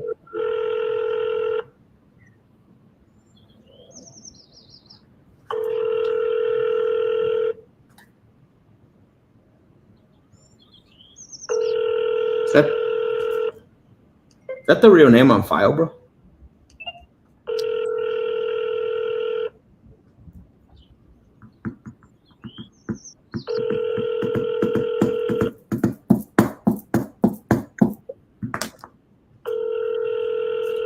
I'm sorry, the person you were trying to reach has a voicemail box that has not been set up yet. Please try your call again later. Goodbye. All right. Pajarito. No luck with the pajarito today. Yeah, it is. It is? Okay. Yeah. Even the last name? Yeah, even the last name. Crazy. Okay. Got it. Yeah. Interesting. I wasn't doubting it. I just wanted to verify it. Like, yeah. Mm-hmm. All right. So nice. We got all our follow-up. We got our follow-ups done. We called all the new leads that came in, and then we went back into the bucket. Got an agreement. Offer accepted. Agreement's going to be going out.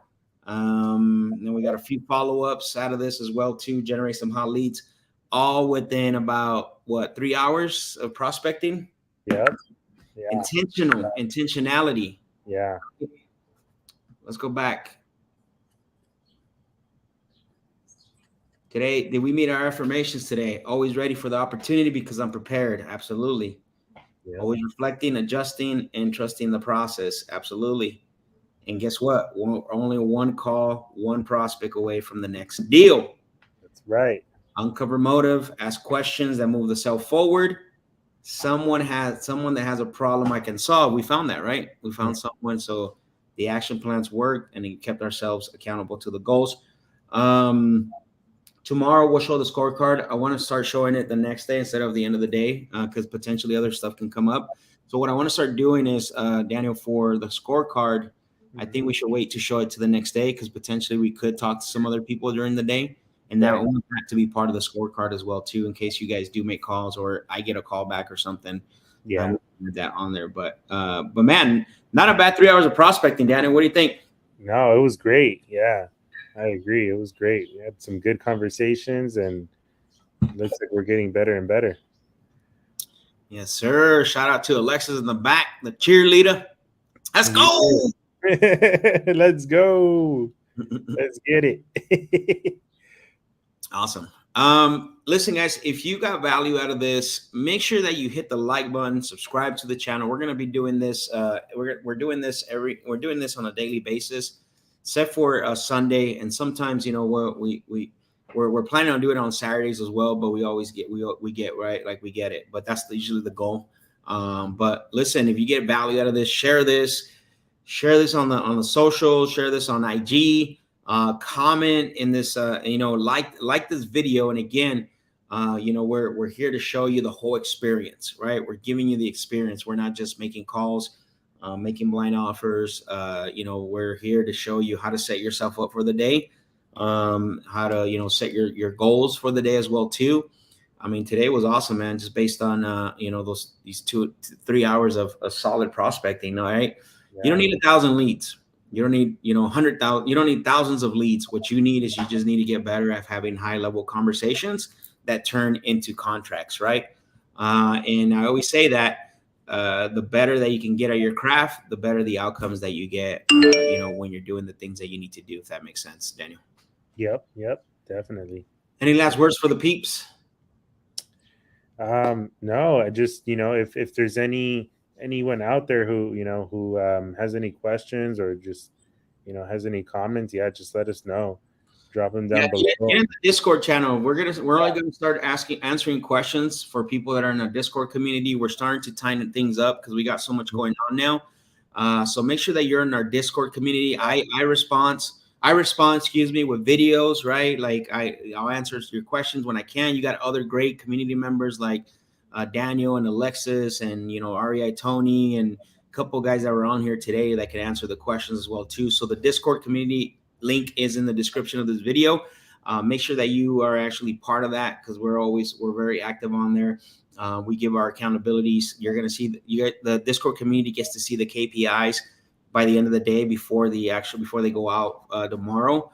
And we're just in there. It's an active community. So you want to make sure that you get in there and, you know, and network with other individuals like yourself that are looking to get better. So, yeah, that's key right there. Network. Yep. Sir. Awesome, everyone. We appreciate you for joining us. And we'll be looking forward to tomorrow. We got something special for tomorrow as well. We'll talk to you guys later. Peace. All right.